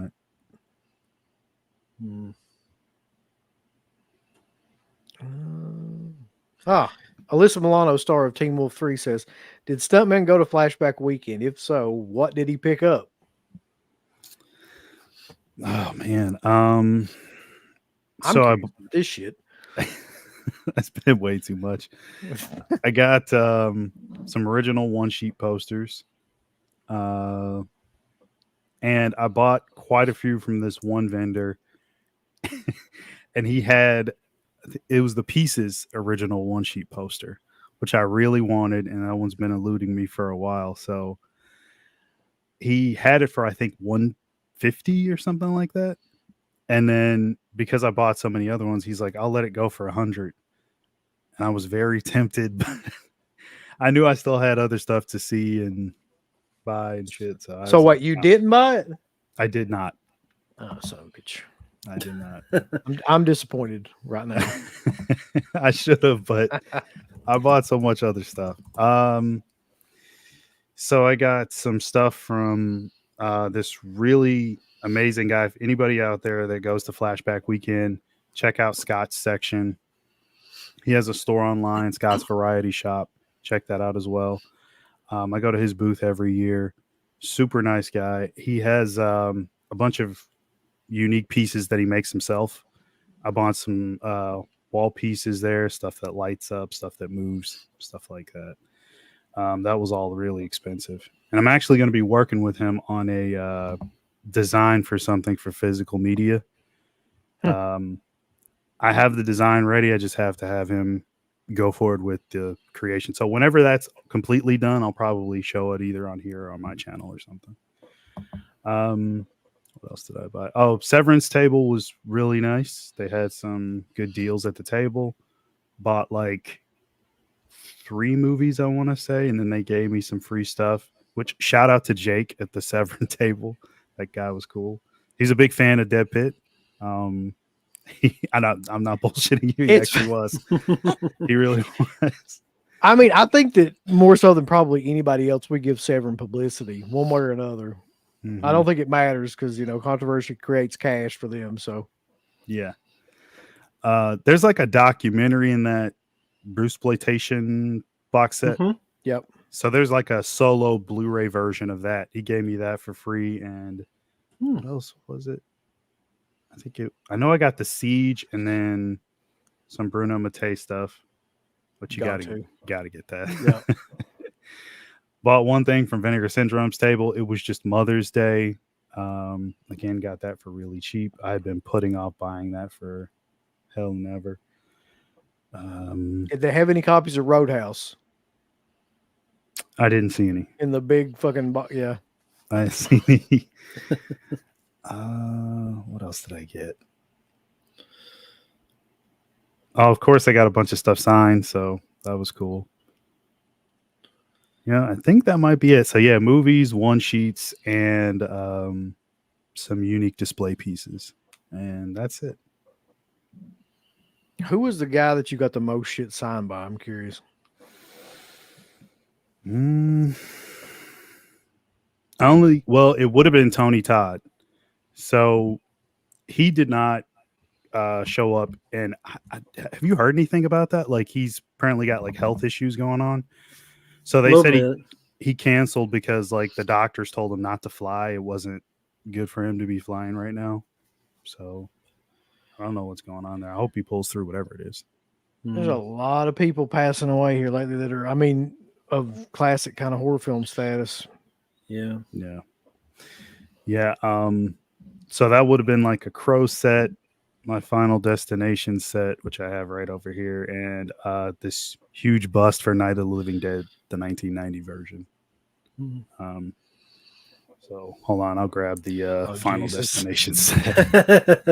Does it come with a real roller coaster ride or something you got like in your house? It comes with an actual plane from the first one.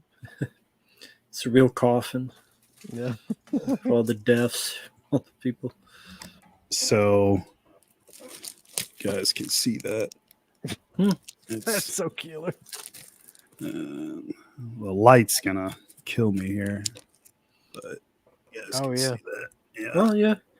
And so this thing, now this is like something they should be doing for the Nightmare set, like if they were to ever do that. So I mean, you know, the original artwork for the first one, but they're all media books, and then and they really pop too. Especially, I don't even like the fourth one, but like it really pops. The glass is like reflective. They're really cool. I mean, again, it's not the best franchise ever, but I like the first few movies. Yeah, I was going to ask, how many of those films do you like? The first two for sure. I could watch the third one, and 5 has some interesting moments. I think the only one that I really hate is actually the fourth one. Not a fan of that one at all. Now, wait a minute. Is the fourth one the racetrack? Yes, it is. Yeah, I fucking hate that one too. Yeah. But, I can't tell the fourth or the fifth one difference. Like, I don't remember which is which. Yeah, I think, well, I mean, he's only got a small part in it, but I think Tony Todd's in the fifth one. I think the fourth one he's not in, and the third one maybe. I don't know. Anyway, but yeah, he canceled. So did Devin Sawa, and somebody else canceled. But yeah, that's why I was like, this is the perfect time I could get them to sign the box set. Geez, I don't want to spend too much time talking about the con because the show's not all about me. But Sam Raimi signed that big Ash set, and he took up so much time playing with like the shotgun that comes in and out, which I thought was killer.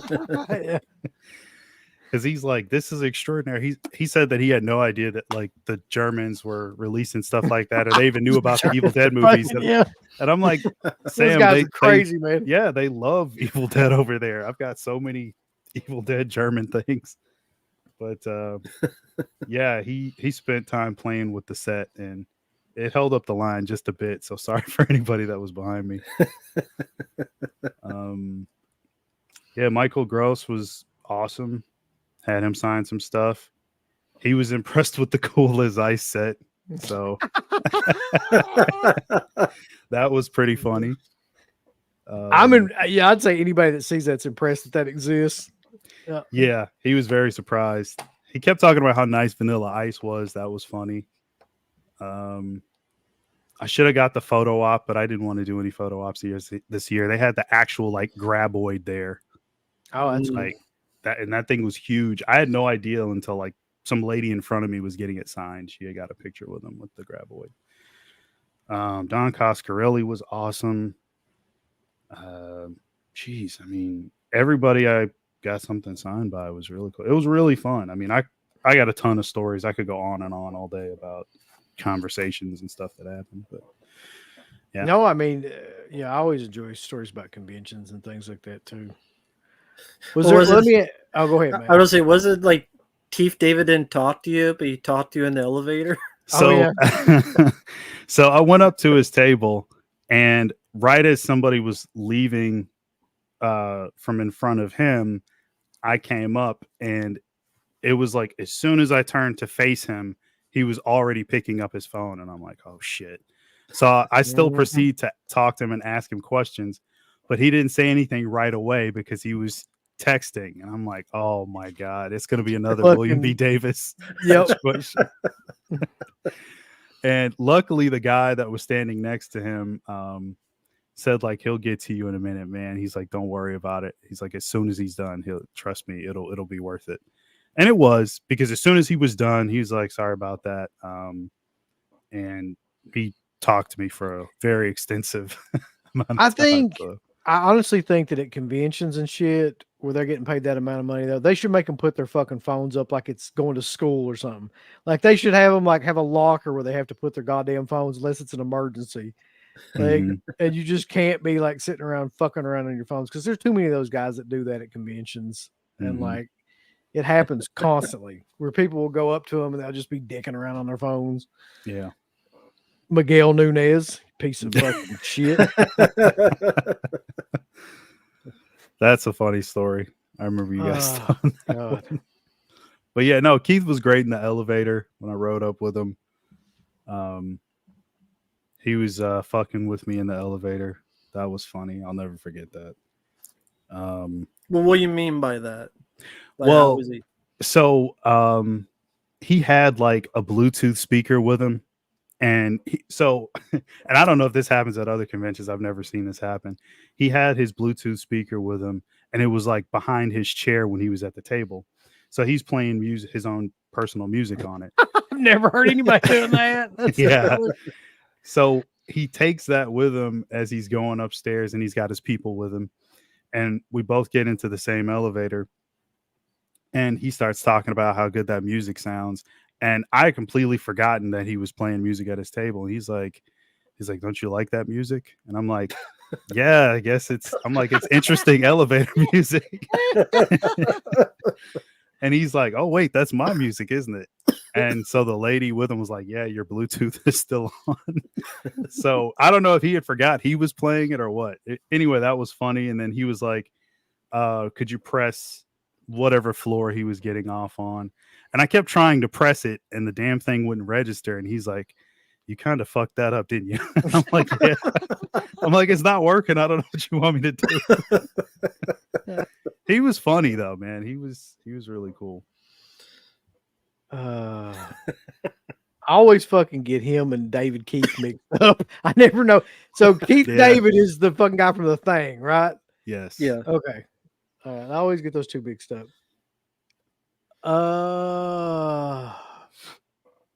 So there's a show coming up, by the way. There's another Whorehound coming up in Cincy. I think that's the next show. Mm-hmm. And then Scarefest is after that, I think. And I'm not sure like I'm not sure what other shows going on at that time. But like I was looking at I want to go to another show.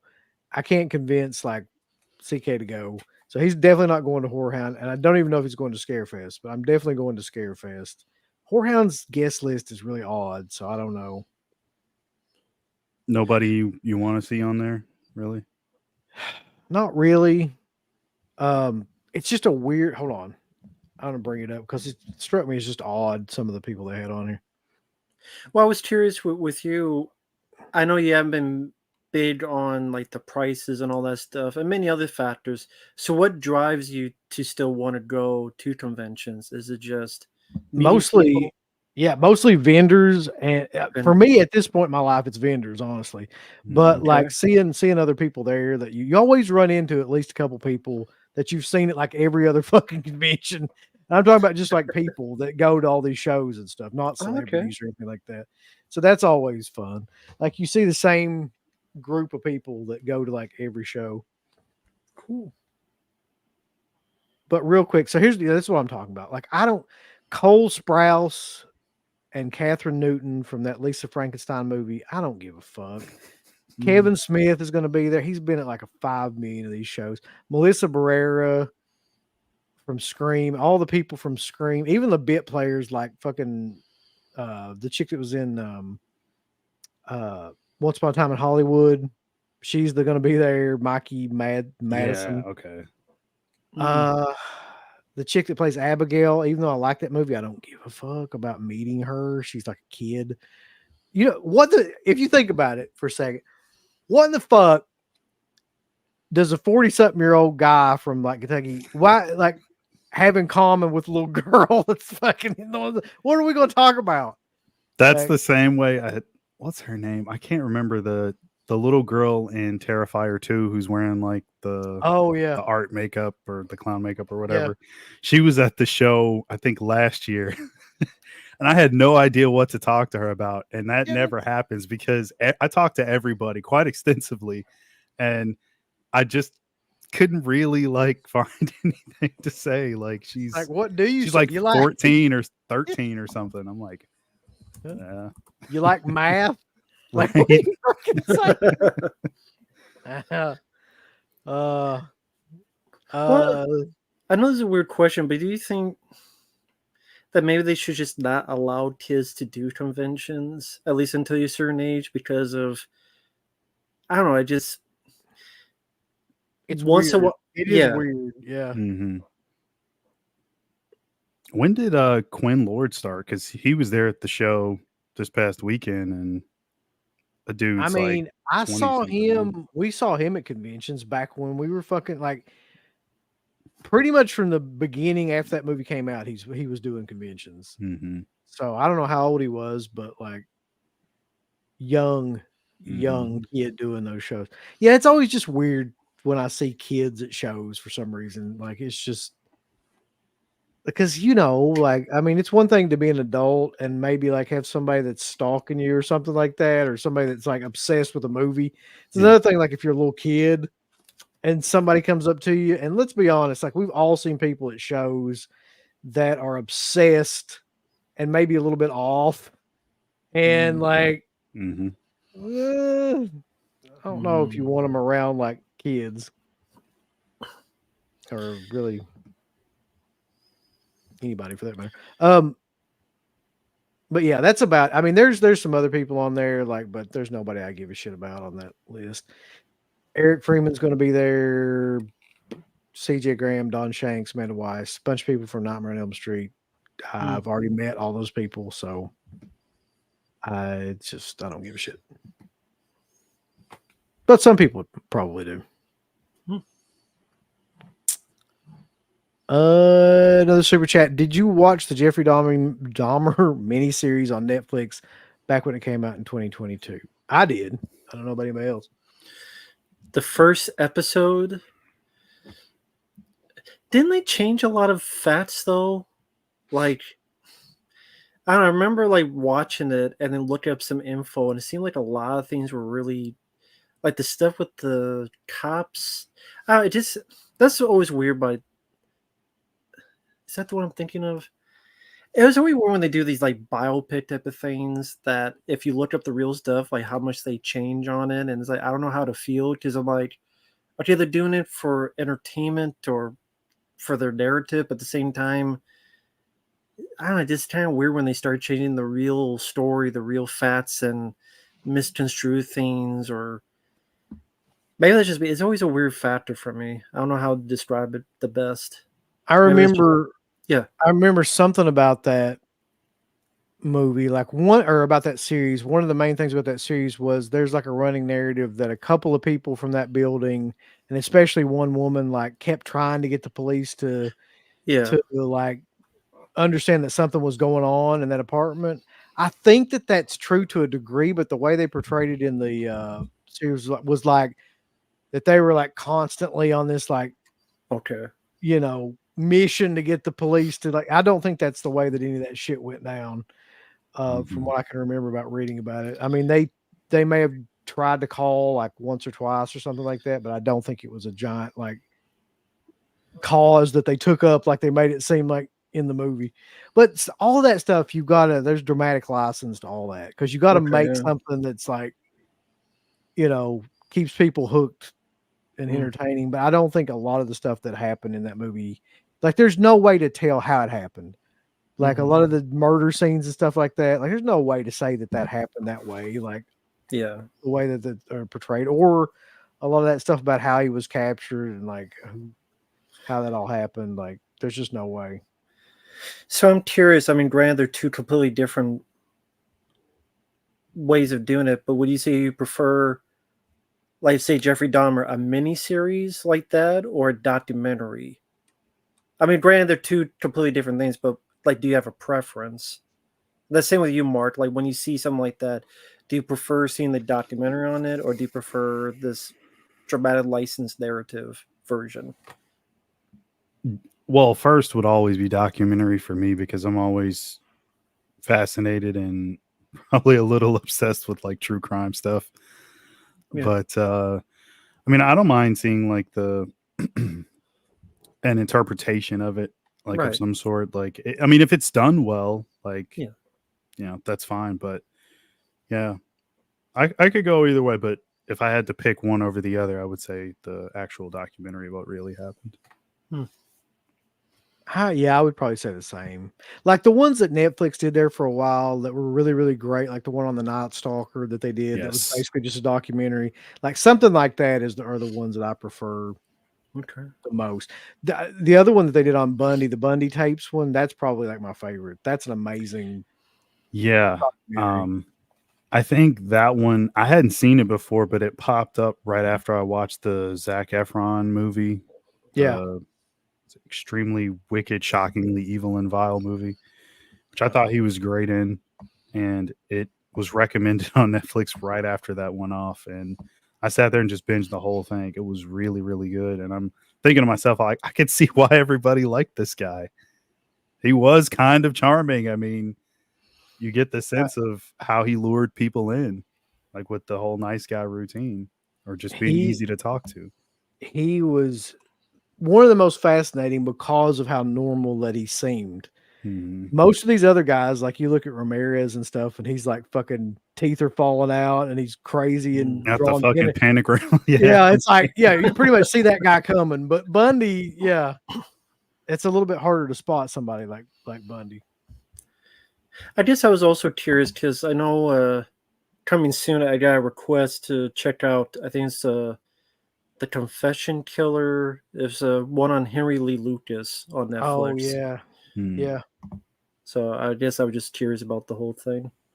There's a whole conspiracy, not to give that away, but there's a whole conspiracy around him that either because he was borderline mentally, however you want to say it nowadays. I don't know how to PC say it. There's a conspiracy theory that he made up the majority of those, like, then those were false confessions, that he just kind of like enjoyed the fame and the notoriety of all that, and he confessed to a bunch of murders that he didn't actually commit. And then there's other people that say that like he actually did either commit those or know the person because he was in partnership with that Otis, so that Tool guy, the guy that would eventually end up fucking, that guy's a fucking piece of work. Yeah. Killing what's that guy's name, Mark? John Walsh's son. John Walsh's son. Yeah. Oh, okay. So yeah, those two guys, there was definitely something there, but they're saying that like his claim that he killed 200 people or something like that's probably bullshit. So yeah, the numbers were so sorry. Well, I was just gonna say the numbers were so high. Like I always questioned it. I'm like that. I mean, you would have to be killing like 3 to 5 people a day, like because in the amount of time that they said that they killed people in, like from year to year. I'm like, I don't know. Like, I don't know if you're killing that many people that quickly and that often. So you feel he just embellished it?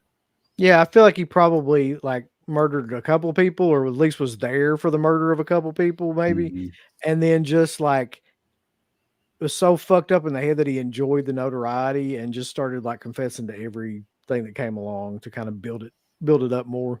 Yeah. How far do I live from Atlanta? That's a good fucking question. I'm not even sure. I've never been to Atlanta, I don't think, but I've been through Georgia. I'll have to look that up. I'm not sure.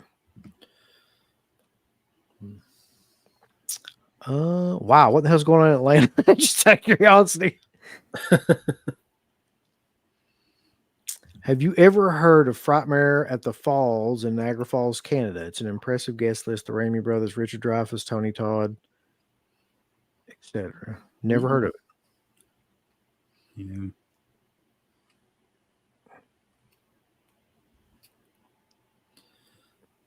Oh God, the girl that was Megan does conventions. It's always weird, and she always does the dance.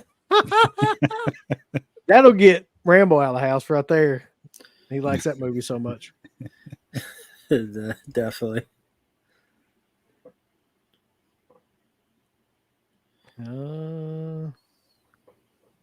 Check out Confessions of a Serial Killer with Robert Burns. Good take on Henry Lee Lucas. I know this is a weird notion, but did you ever think of doing like a stream about this subject of these killers?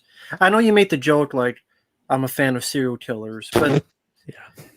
at the same time, there's an intriguing aspect to the psychology of it all, and definitely these documentaries. There's definitely There is like I can tell you, like if it wasn't for how many of those streams that there is a channel. There's a channel called Explore With Us that I watch constantly. That is a fucking amazing. Like I just feel like there's people out there doing that topic like 1,000 times better than I could ever do it. Oh, okay. And it's like if you watch something like that, you're kind of like, I could never piece all this shit together like this and make it like as good as this guy is doing. And he's got like a narrator and like he redoes all this stuff and like pieces together like what happened like chronologically through like this whole thing. Okay. And it's just, yeah. I mean, I don't think I could ever do anything that good. I mean, I can get on here and bullshit about serial killers all night, but you know. So, I mean, again, it's interesting, but what we see, what is it that fascinating about the subject? Because in a weird way, it is repulsive. It is horrible what they've done, but why do we get fascinated by that subject? It's just because we're saying we can't understand it, so it's kind of that curiosity or kind of that mystery about it, or is there something else entirely? Well, at least for me, I mean, I do have an interest in the macabre. Not saying that I'm going to go do any of that, but Mark's going to fuck some people up, bulls. You heard it here first. No, I mean, I always wonder, like, how can people go to that place and mentally and just do that?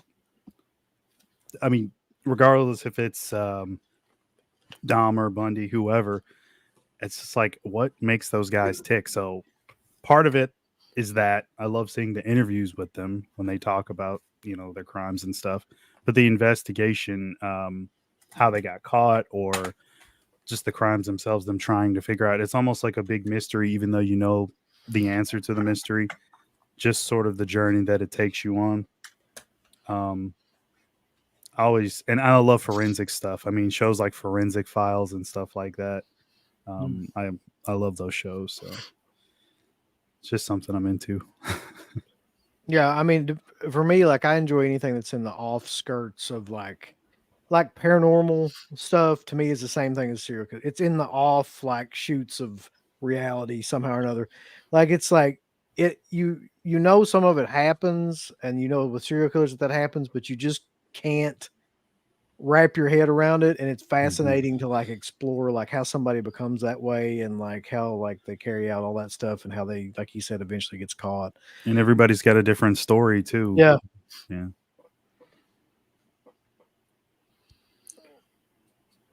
They just don't give a shit. Yeah, I mean, in some ways, that's very true. They Sometimes really that's all it is, but then other times it goes a little bit deeper. So, that's a fucking interesting case right there. Did what? Yeah. Okay. There's Mark. You have to have seen this too. Possibly one of my favorite series of all time. And I fucking hate the fact that they canceled it and probably will never do another one of those either. I don't know why they canceled it either now that I think about it. Was that series that was on Netflix with, oh God. It was about when they started the FBI serial killer task force. And the two guys that, what the fuck was the name of it? It's just something simple too. Somebody on here is bound to know I this. think I know what you're talking about, and I might have watched a little bit of it. Was it? Mindhunter? Was it just Mindhunter? I I think that think was that's it. it. Yeah. Okay. Yeah. Mm. So the whole premise of that show was it followed around like the first couple of guys that began to piece together like how to track down serial killers. And they did that by interviewing all these different serial killers that were in prison. So they would go in there and they would ask them, you know, all these psychological questions, and then like how they got caught and what they did and what their MO was and all this stuff. Well, the cool thing about that is through that show, they had all these different people playing the serial killers. The guy that played Kemper was one of the best fucking performances I've ever seen. And if anybody out there has any interest in this kind of stuff, you've got to see that show. There's like 2 seasons of it, I think, and then they canceled it. I don't know why. It's amazing, but like, yeah. Yeah, like I do remember that, and it was getting a lot of hype, and a lot of people were talking about it around when it first dropped on Netflix. They seem to do that quite a bit. I hate that. Like, there will be some stuff that they produce that's actually fairly interesting and a cut above the rest of the obvious and familiar shit they always do, and then they drop it. I don't get that. I don't either. I mean, I really don't get it with that because it was popular and it was like really, really well made. So it doesn't make any sense. But yeah, I was looking on here to see when like the last episode of that came out. There's another show called Mindhunter too, though, so it's hard to differentiate them. 2019. That sounds right. That was the last season, I guess. Yeah, it's a great show though. They've got a guy playing Kemper. They got a guy playing Manson. The guy that was Manson was good too. They've got like Dennis Rader. He's like he follows through the whole first season and the end of the second season. Yeah, David Fincher was the guy that was working on it. I think he directed some of the episodes and he also was the producer. Okay. And I think he was a part of the reason why it got canceled, but I don't know the exact story. But yeah, great show, and for people that have that kind of interest. Anyway, we've talked about serial killers for quite a long time. I feel like the FBI is probably like listening to this at this point, like the stream.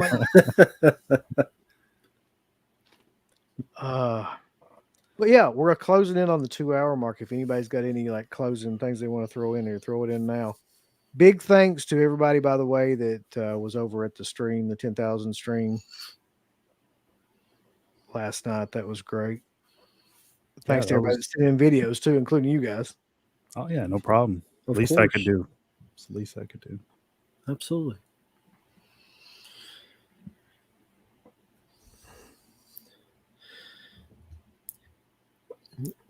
Well, I'll throw this out there. Oh shit. Well,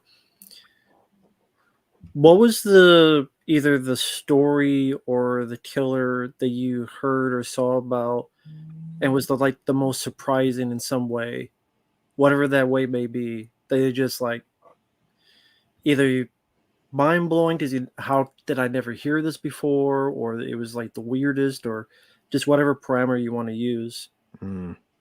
Zodiac for me still is like the most interesting and mind blowing that he was never caught, given the fact that so many people were on the case and he wrote, all those letters and apparently put his identity in at least one of them. And I did see something a few years ago that like somebody deciphered it and figured out who it was, but I don't know if the guy was already dead or something like that. I don't know. I'd have to look that up again, but he's just, all that shit he did was crazy. It's right out of like a slasher film. He has like a costume, a symbol, a mask, specific weapons using the rope, the gun, the knife. It's crazy shit, man. And he was like one of the only guys too. Well, not the only guy, but definitely the first guys that like sent these letters and stuff in, and like Taunting to the police. taunting the and had to the Mhm. press, and like like you said, they had codes in them that they didn't crack for like ever. Mhm. And finally, it was some random motherfucker. I can't remember who it was that cracked it, but it wasn't like the police or anything like that. It is a bizarre story. Like, it's to even think that it happened. It was Jay Gyllenhaal, wasn't It was Jake Gyllenhaal. it? In the movie. Piece of shit. Turns out it was Maggie that was the Zodiac. So, okay, let's put. Does that mean you tuned in the Zodiac because Jay Gyllenhaal was in it? Even though you like the idea? There's something about that movie where I just never got into it. It might be Jake Gyllenhaal. I don't know. There's something about it. Like, people love that movie, and I watched it, and I was just kind of like, It's pretty it's long. okay. Yeah. It's very long. I think it's like about 3 hours or so. If not, it's pretty close to being 3 hours. It's very, very well shot, but I mean that's everything Fincher does for the most part. I'll tell you this though, like, my response to that question would be Albert Fish. He's the one that, to me, like, I try to wrap my head around some of the shit that he did and just like how he was, and it's very fucking difficult for me to do that. Mhm. He was a child killer. Mm. He was a sadomasochist. Mm. He was like almost non-human. Okay. I mean, really, like, everything that he did, the way that he did it, and like how he presented himself to people was almost like he was not a person. Okay, I'm not familiar with Albert Fish. Well, there's probably nothing I can say about him on this stream that wouldn't get us Yeah, okay. immediately. Like, Gotcha. Yeah, yeah. of course. But look him up if you want to Right. just like be horrified. Yeah, didn't he? When Well, was he? What like years? the 20s or 30s? 20s or 30s, yeah. Oh wow, that far back. Okay. Didn't he like stick needles in his? Yeah. When they electrocuted just- him, he basically burst into flames because he had so many like needles stuck into his groin. Mhm. If that gives you Yeah. any idea. Yeah. Wow. That's everyone's Exactly, yeah. favorite pastime. They never made a movie on this guy. I'm not saying there needs to be, but I'm surprised with. I think there is one. There's one of those like kind of crappy ones. Oh, okay. You know, like the Gacy one that had the guy from Pee Wee in it. that style. But Okay. there's not like a big one. Alfa Romero like throwing in the fucking Norm Macdonald joke, which is killer. Yeah. He was a real Okay. jerk. Hmm. Okay. But you like, if you're asking like which one surprised me the most or which one just like I was just like, what in the fuck? That would definitely be the one. Wow. There's another one. He's probably not as infamously known as some of these other guys, but his it's so funny. His nickname, it was Charlie Chop Off. I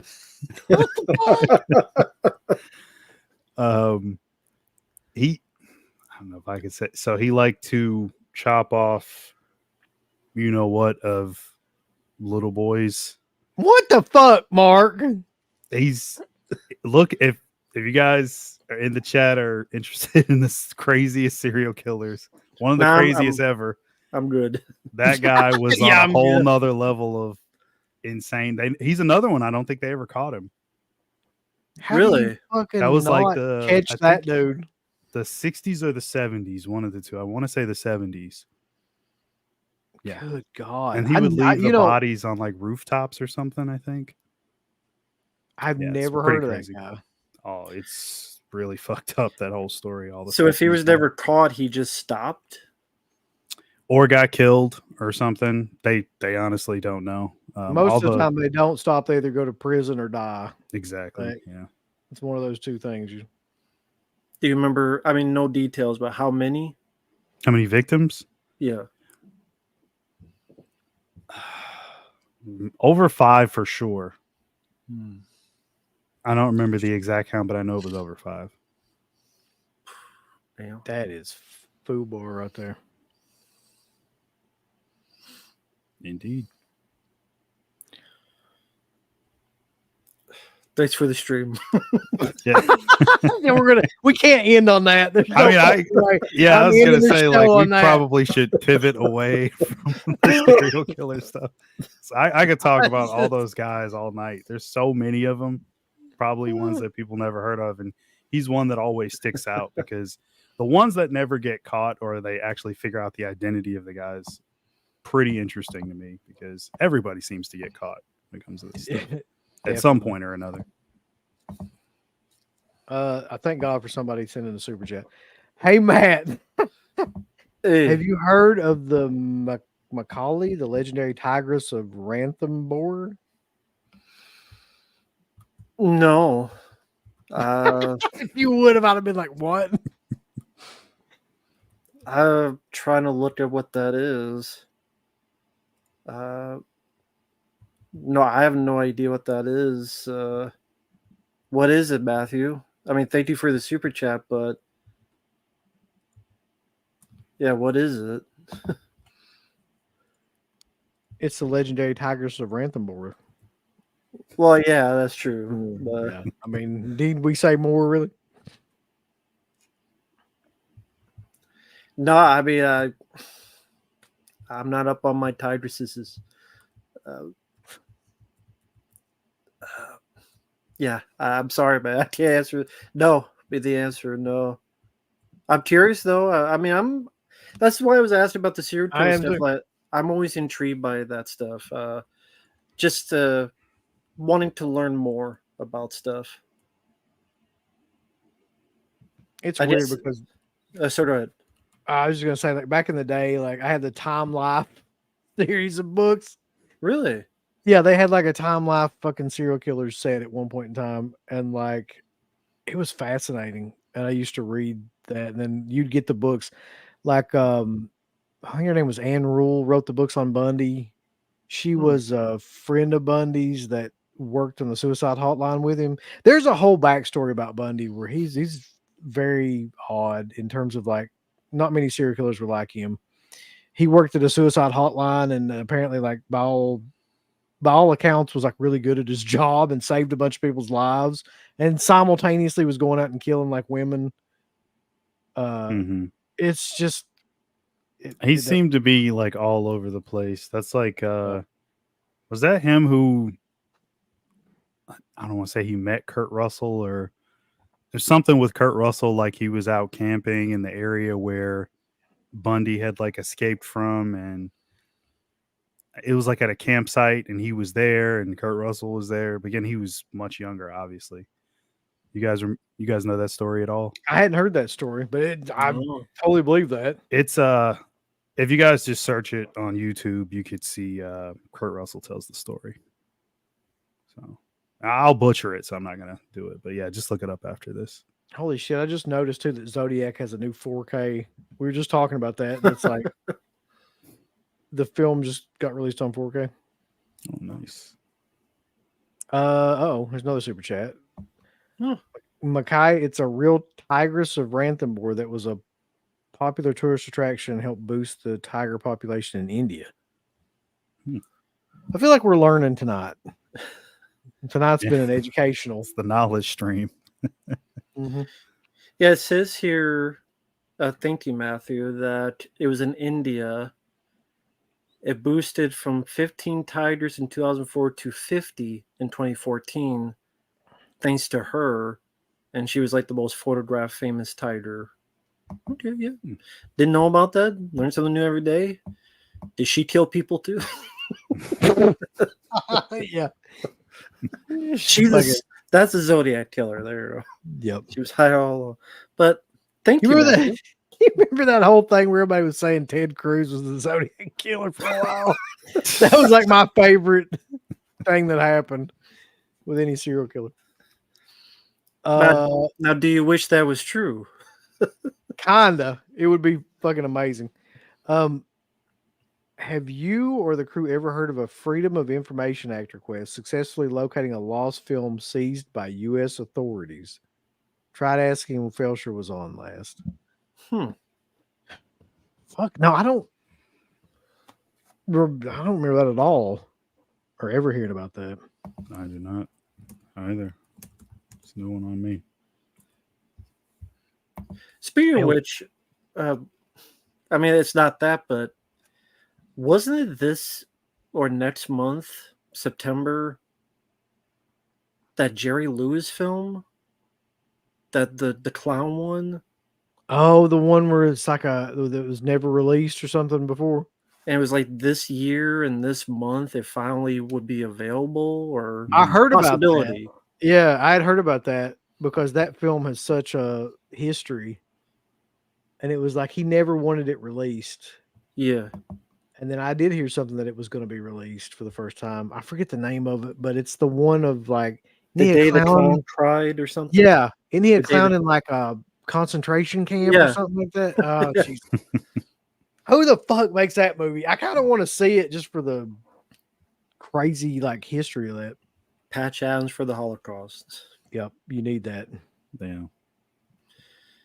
He's back with another super chat. No, but she did kill a 14-foot crocodile. That's actually pretty awesome. How did she kill it? I'm just curious. Like, did she strangle it? Because that would be amazing. Like, put it in a headlock. That's really how, because the hides are so tough on top. Like, that would take some damn effort. Mm-hmm. How do you fucking kill a crocodile? Really, if you think about it, like from underneath, because it's softer skin. But how does the tiger get under? That's the thing. Like, I mean, thankfully I don't see these videos, but like those pictures pop up, like the snakes that swallowed the crocodile, and like they literally burst because it's so wide. It's crazy shit, man. Wow. Great image, I know. I'm just imagining. For some reason, I'm imagining Anaconda now.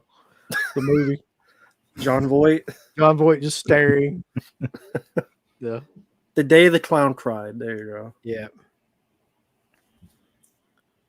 Well, I feel like, I thought we were going to end on serial killers, but we're going to end on a fucking clown concentration camp movie. So you really can't win. It's just going to happen. Do I think a copy of London After Midnight will ever be discovered? That's an interesting question. Well, I guess to be fair, no one ever thought that Metropolis, like the Folka, would be discovered, and then they found it. I forget what the story was. Like random, was it something in Europe? Some random place they found it. It seemed like, can't remember the details, but. Well, another example of something like that recently was the Martin print showing up that had been in somebody's fucking house or farm or something like that for 30 or 40 years and nobody even knew it existed. It's like, so yeah, I guess there's always a possibility that somewhere somebody's got a print of something that they, have no idea about, and a family member, if they pass away, can find it or something. Mm-hmm. Yeah. So not on a sour note, serial killer. Is there a film print or something that you would like to see found one day? If not, or some cut or something that, you know what, I hope one day we get to see that some way, somehow. Like a film that's been completely like lost in overall, or you mean like a movie that has like only a cut version out and you want to see like the either one, whichever. Yeah. I mean, if you can't think of one, the other, either one. Yep. There's one I can think of. I mean, right off the top of my head. Was that? I don't know if this even exists. It may not, but like the Friday the 13th, there's two actually. Part 3 with the ending that everybody always talks about, which I do think exists somewhere, but they just don't know where the fuck it is. And Part 7 with the actual like uncensored kills and shit in it. I would love to see either one of those. Now there is some of that, and you can find it, but it's so shitty. The quality of it's so shitty in Part 7 that you can't even really tell what the fuck is going on. So if there was an actual print that you could like find that had that, I'd probably say Wes Craven's original version of Cursed before the Harvey Scissorhands got a hold to it and fucked it all up, and they completely had to go back and reshoot the whole damn thing with new actors. Yeah, I've heard so many different stories about it. So yeah, that's one. I'd probably want to see that one for sure. You think that movie would ever be good, Mark? I mean, like, is there a possibility that movie would be good? It's really hard to say because so much of it changed from what it originally was. I've never read the original script or anything, but looking at the finished product and knowing how the Weinsteins are and they're notorious for fucking things up, there's a slim chance. There's always a slim chance that maybe it was good. Anorexic chance. Yeah. Alan McBeal's chance. Yeah. Chance. Shit. I guess for me, I don't know if this was true, but I always heard the rumor that there was an original uncut version of Cobra, the Sylvester Stallone film, that it was 2 hours long. That was a lot more violent, a lot more gory. There was a lot more killing. They just wiped out the whole town in the third act before Stallone took them out. And I guess I heard that a lot of it was cut out because they wanted it to be 90 minutes because they're competing with Top Gun and they wanted more screenings. And maybe the violence also because the MPA was pretty hard pressed on them. I don't know if that's true. If like someone has told me that, oh, it was on this VHS back in the day. Of course, never found the VHS. But they have no reason to lie. But at the same time, it's kind of hard to believe it until you see it type of thing. Even on the soundtrack, there's a music that was never in the movie. But it's a track called Skylight or Sky something. I'm like, where was this music? There's never in the movie, but I guess it was in that cut. But they just put on the soundtrack anyway. I would love to see that, but I'm not holding my breath, just like the Nighthawks, the uncut version, where you see the full 6 shots of Rutger Hauer, and the film is cut like in half, but yet the aftermath is 6 shots. Like that stuff, I would love to see. Yeah, Cliffhanger, that was very violent because it's Rennie Harlan who did Die Hard 2, where his icicles into people's eyeballs. Yeah, if you find a work print Cliffhanger, it is worse than the Friday 13th Part 7 footage. You can barely see anything, but it's like much more violent, blood squibs. But I don't think we'll ever see it. But yeah, it would be nice. Because horror and action were the two that got cut to bits in that 80s, 90s. Which is too bad. So you know about this one? Somebody says the original cut of the Ninja Turtles 90. Yeah, that one, like for example, there's the guy Tatsu when there's a scene where he fights a younger kid. In the movie, they added in he's breathing, but in the movie he really killed the kid. Wow. Like I mean, there's nothing violent. It was just that Jesus Christ. When they That's a little bit dark for that movie, isn't it? Yeah, and there's a lot of other extra scenes. Like for example, when April O'Neil is drawing everybody, the one person she doesn't draw is Michelangelo. And that's because there's a scene cut out where he loses it and he's like, because he's always the nice guy, but he's like punching a punching bag, wrecking a barn because he's so upset with everything. But like you said, I'm sure they cut it down because it's a kid's film. They thought it was too intense. Apparently that footage was out there and they just decided not to show it. Why? You could make money off it, but what do I know? They don't like to make money and stuff. They like to spend $100 million on Borderlands movies and flop. Speaking of which, the Iron cut of Suicide Squad. I didn't like the movie, so I don't care about another cut of the film. I would want to see it. I'm just a big fan of David Ayer. I like pretty much everything that he's done. I'd be willing to check it out. I don't think it can be any worse than anything else that came out during the Snyderverse saga. So I'd be willing to give it a chance. He's still talking about that on Twitter. He just posted something. It was either today. Well, I guess it was yesterday because it's probably Saturday by now. But yeah, he posted like something from the script that he found, his original script, and yeah, it's a completely different film according to him.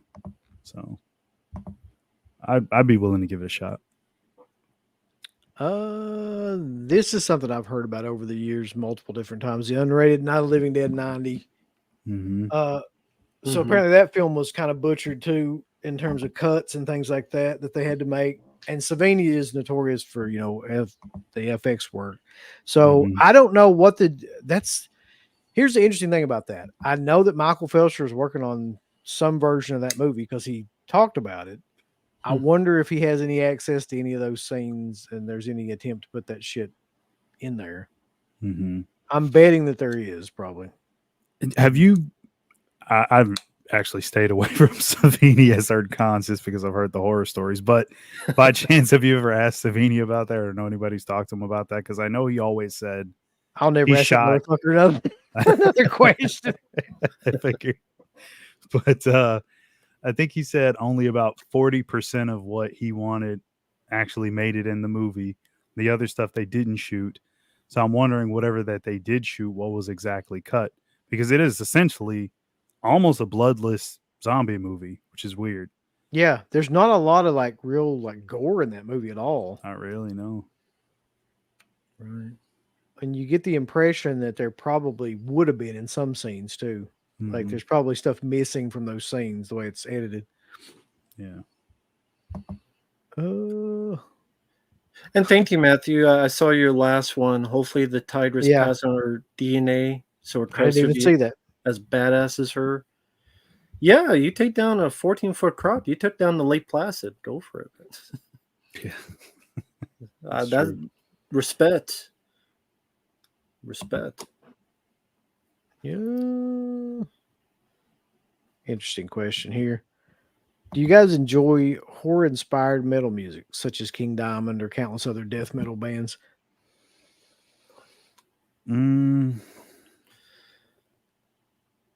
I'll say yes, but I can't really think of any off the top of my head. Well, I like but yeah. I like the Misfits. Every fall, I'll start listening to Misfits shit because it just reminds me of the fall for some reason. I like Lizzie Borden, which is like to me a really underrated fucking metal band that mostly covers like that kind of stuff. I like some of King Diamond stuff and Merciful Fate stuff and things like that. As far as the death metal bands, I never really got into them that much, but the rest of that, like, yeah, I do like a lot of those bands. If it's the death metal, it's like, I hate that shit. I want to understand what you're saying. You're like Cannibal Corpse. No. I needed like a subtitled or something like, I'm like, okay, here's some Bianca or something. What's the other? It's not death metal, not Norwegian black metal. It's another one where it's like a heavy emphasis on them screaming. Is it called screamo? There is screamo. That's like, what it is. Yeah. Yeah. Screamo is like that horrible new version of that shit where they'll like go really, really high with the screams and then like go down to like a guttural kind of low shit too. Yeah. I fucking cannot stand that type of music. Yeah, the Cookie Monster vocals, exactly. Speaking of which though, one of the guys that I love that does kind of music like that, he was schizophrenic, but and nobody ever talks about him that much anymore. But we used to use one of his songs as one of the intros is Rocky Erickson. And he made an album that's one of my favorite albums of all time. And I don't know, like it's not traditionally like what you would think of when you think of like a guy interpreting, horror films and music. Cause it's more like, I'm not sure how you would describe his type of music, like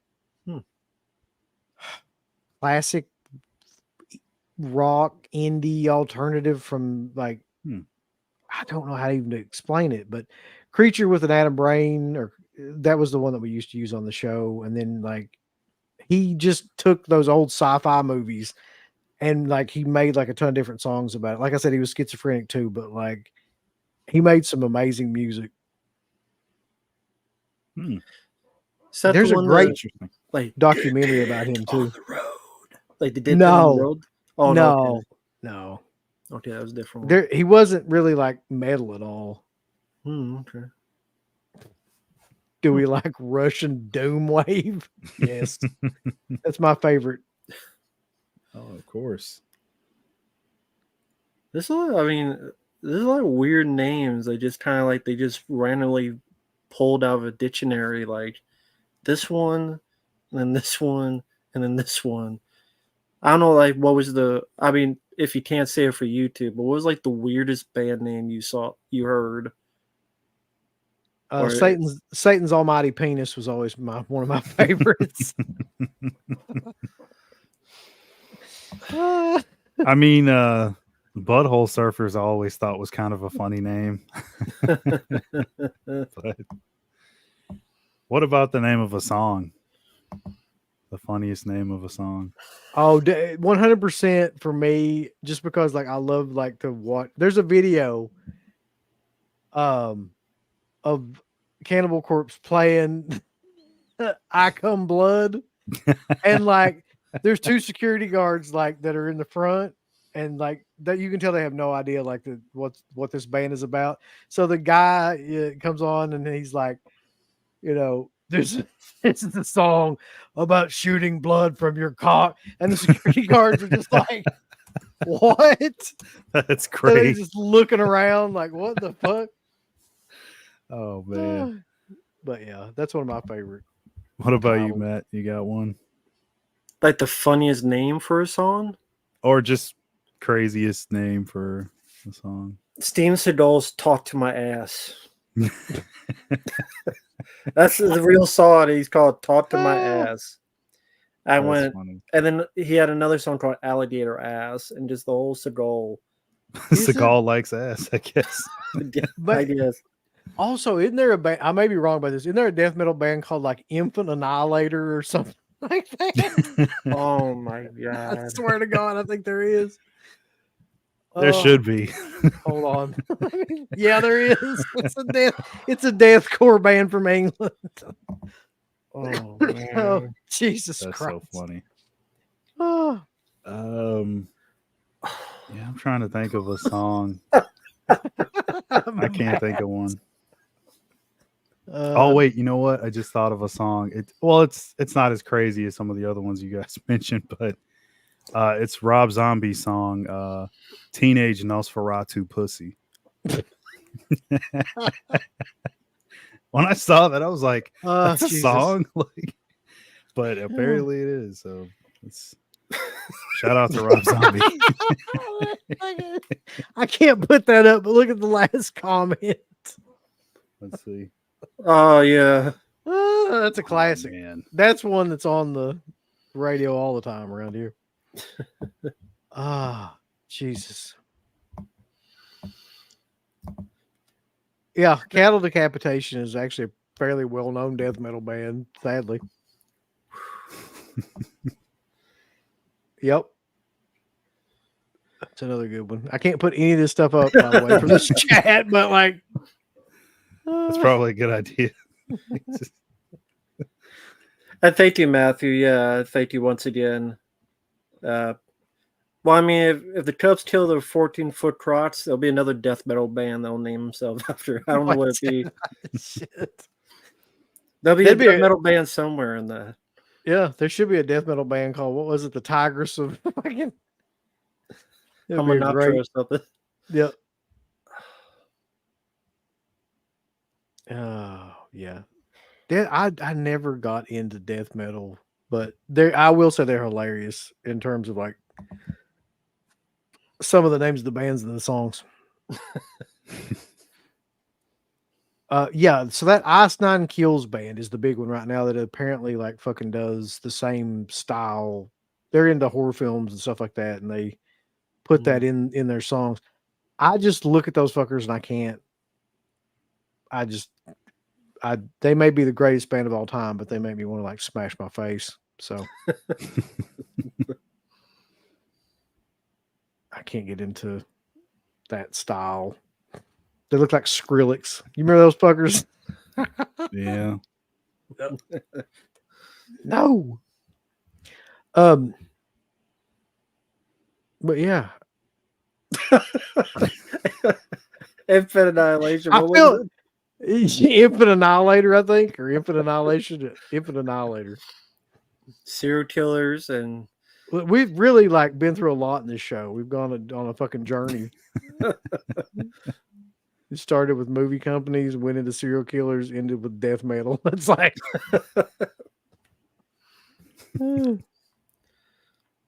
but that's probably should be it since it's 2.5 hours in. But Matt, what kind of shit are people making you watch? well, coming up next will be Uwe Seed, which I did Goddamn. mention. Have you ever seen that film? Unfortunately, yeah, we reviewed it back in the day. We got sent that fucking film. Yeah, it was him trying to do a serial killer. I'm sure he wanted a franchise. Thankfully, it did not happen. Other films, It's Pat, which I don't know why that sketch on Saturday Night Live would ever become. Why even make that into a film? Is it a man or woman? I don't give a crap. I don't get. Who cares? No one cares. Quick, someone's telling me about this. They're doing a movie on the first episode of Saturday Night Live called Saturday Night. So it's like people portraying like Chevy Chase and Belushi and how much of a hectic night it was. Looked kind of interesting. It's called Saturday Night, so that could be curious. Other films I'm doing request-wise, Honey, I Blew Up the Kid. And no, it's not like the Death Metal version. This is a much kinder Disney version. Darkness of Man with Sally was a really awful Jean-Claude Van Damme film. And I like Van Damme, but dude, it's too late. He's doing the best he can, but some of these action guys, they just need to just go up. You've had your time. It's all right. And then, films like Nightmare Beach, which was fun. Everything you guys said in your review was absolutely right, and it was a lot of fun. I mean, motorcycle that's also electric chair, unique. And more to come. So, how about you, Marq? I'm currently editing the con footage, so I'll have that up. That'll probably be my next video. After that, probably back to more collection stuff, and then possibly a commentary with me and you. I don't know if Predminator's still in here. He wanted. Yeah, you mentioned we'll be watching Alien versus Predator. Can't wait. Yeah. Sorry. And why would you guys do this? Like, it's a request. It'll be. Oh, okay. Because he requested like all the other Alien films. He's a bit of Alien franchise fan, but even he knows some of them are bad. So I guess we did Alien 3, we did Alien Resurrection. Mm-hmm. I guess AVP will be next, which it's a pretty awful film, even as an Alien fan. I was thinking, I mean, I'm not sure which film I would least like to watch, but Alien versus Predator is high up there. Did you guys you didn't review that back on the show, did you? I guess that wouldn't be in your wheelhouse. I can't remember if we did or not, honestly. I know I've seen that movie, and I don't know why I would have seen it unless it was for the show, but like, yeah, it's possible. There could be an Alien versus Predator review out there somewhere. Well, I guess that's 2004, so you guys had not done the show yet. But yeah. That may be coming up sometime soon. But yeah, I'm sorry for your losses. You have to watch that fucking movie. That's. I mean, I know we're going too long, so I'll be quick. That's such an awful film because I know it could be a dumb, fun idea. Alien predators fighting. So what does Paul Wild Stallion Anderson do? Let's have a slow build where nothing happens except a guy finds a Coke bottle at the pyramids or wherever he was, and let's have Lance Henriksen doing his thing. Just all of a sudden now he's a human version of he's Wayland, and we go to the Arctic, even though predators hunt with heat. I thought like heat and conflict. So let's go to the Arctic because that's where heat and conflict are at, and a bunch of CGI, and I don't know what the hell he was thinking. Like if it was a bit dumb fun action movie, I probably could have gotten some fun, and he didn't even do that. Like, let's make a really boring version of this and make it PG-13 and make the predators look like fat asses. Like they just they are very, very stocky, I'll say. And what pissed me off is I for some reason I saw the behind the scenes and he's like, oh, well, the Predator films in the past, they look like people in suits or something. So I had to make them this way. That shows how stupid he is. They look more like people in suits in the AVP movie. I know, but that's Paul Wild Stallion Anderson. Anyway, enough about that. Fat asses. They cut like a Scott Steiner promo on the fucking. He's fat. But what do you guys have coming up? I know you're doing the Blood Frenzy and next. Prey. I guess the next thing that we got coming up would be that on Sunday at 10, which is the Prey and like you said, Blood Frenzy. I've yet to watch either one of those movies. I'll probably have to watch them tomorrow. From what I can understand, Blood Frenzy is incredibly cheap, and the Prey is like an incredibly interesting, fun, and stupid, kind of like Friday the 13th ripoff. So we'll see. We will see. And then we're also probably going to be talking on that show about what the season finale of the Summer Slashback series is going to be. Oh, yeah. And it's we already know what it's going to be, and trust me, you want to tune in for that. So the last big question, do you think you'll see Borderlands since it's Eli Roth? Or you don't wait for maybe it comes to streaming, because it probably won't take long, because it's not going to be in theaters long. I was going to say, yeah. I will probably watch it completely legally on a streaming service that I have, and go from that. Yeah, I don't think I'll go to the movies to see that fucking thing. Speaking of going to the movies, when is the next Dead Pit on the road? Is there anything coming out? I don't think so. Before the end of the year that you guys would go see? Maybe Terrifier 3 or Alien Romulus. Yeah. Fuck. Romulus. I don't think I'd walk across the road to see that movie. Terrifier 3? Terrifier 3 would probably be the closest thing to getting us to go to the movies. Like I'm still amazed we didn't go see Maxine. Like I know there was a couple different like efforts to do that, but I mean we just didn't push it that much. So it was playing around you? It was, up the Riverfield for a brief period of time. So I saw some people saying like they didn't get it in their area, but I'm like, I thought that was a big wide release. I guess not. So it would have to be Terrifier to get us to probably go to the movie. And I'm fucking concerned about Terrifier 3, to be honest. Like it just in terms of like, I don't know if concern's the right word. I wonder how far he'll take that movie is what I'm thinking. I'm surprised at the cast that he's got some, how should I say? I don't know if I call them bigger name, but more well-known actors like Jason Patrick's in there. Yeah.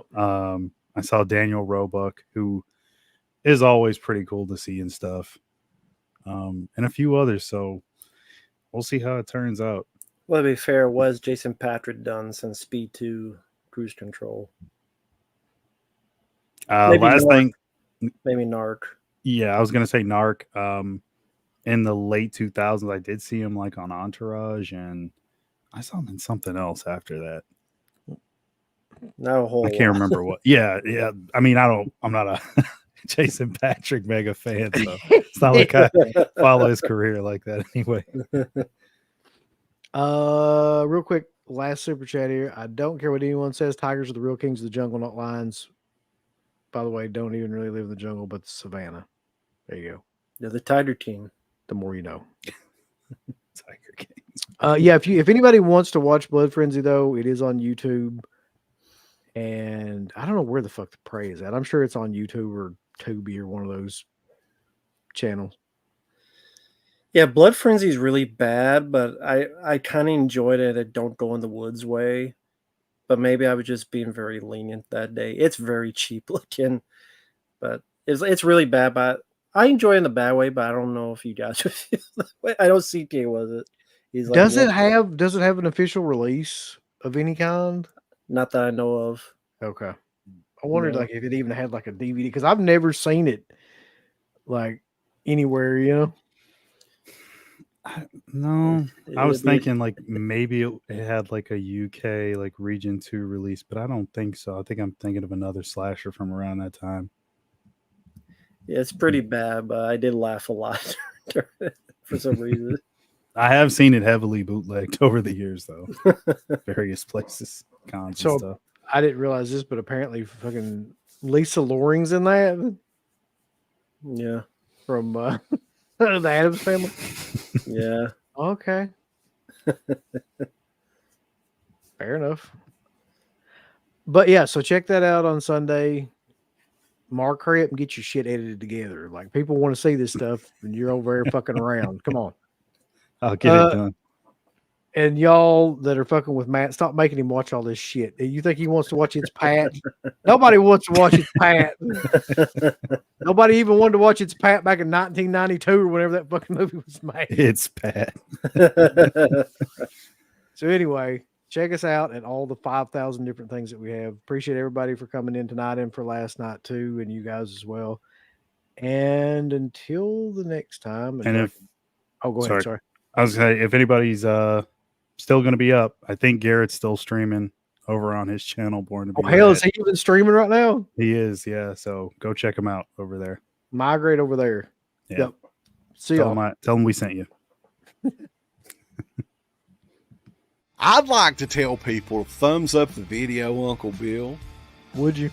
Yes. Thumbs it up with violence and fury and just love everything about it, right, Uncle Bill? Yeah. You hit the heart button, then you hit the ass button, then you hit the go fuck yourself button. Follow that up with the I don't give a shit button. There's all kinds of wonderful shirts over at shop.deadpit.com. Simply the best horror shirts. On TeePublic, there are others, but they all suck. You can get some Dead Pit Radio shirts. You can get Last South on the Left. The Hills Have Eyes. Texas Chainsaw. Oh, wait, you can't say Texas Chainsaw. All kinds of shirts, folks. You're gonna love them. Shop.deadpit.com. Special thanks goes out to our supporters on Patreon. Do you know what kind of stuff you can get on Patreon, Uncle Bill, starting at only $1 a month? What's that? Access to every Dead Pit show since 2005. We got almost 200 fan commentaries that we've done over the decades. We have a literal jukebox full of songs and thousands of reviews. I don't even know how many shows are up on there now that we've done over the years. Hundreds of thousands. You need to figure this out now and subscribe to us on Patreon and YouTube and Instagram and help us to 1 million. The road to 1 million subscribers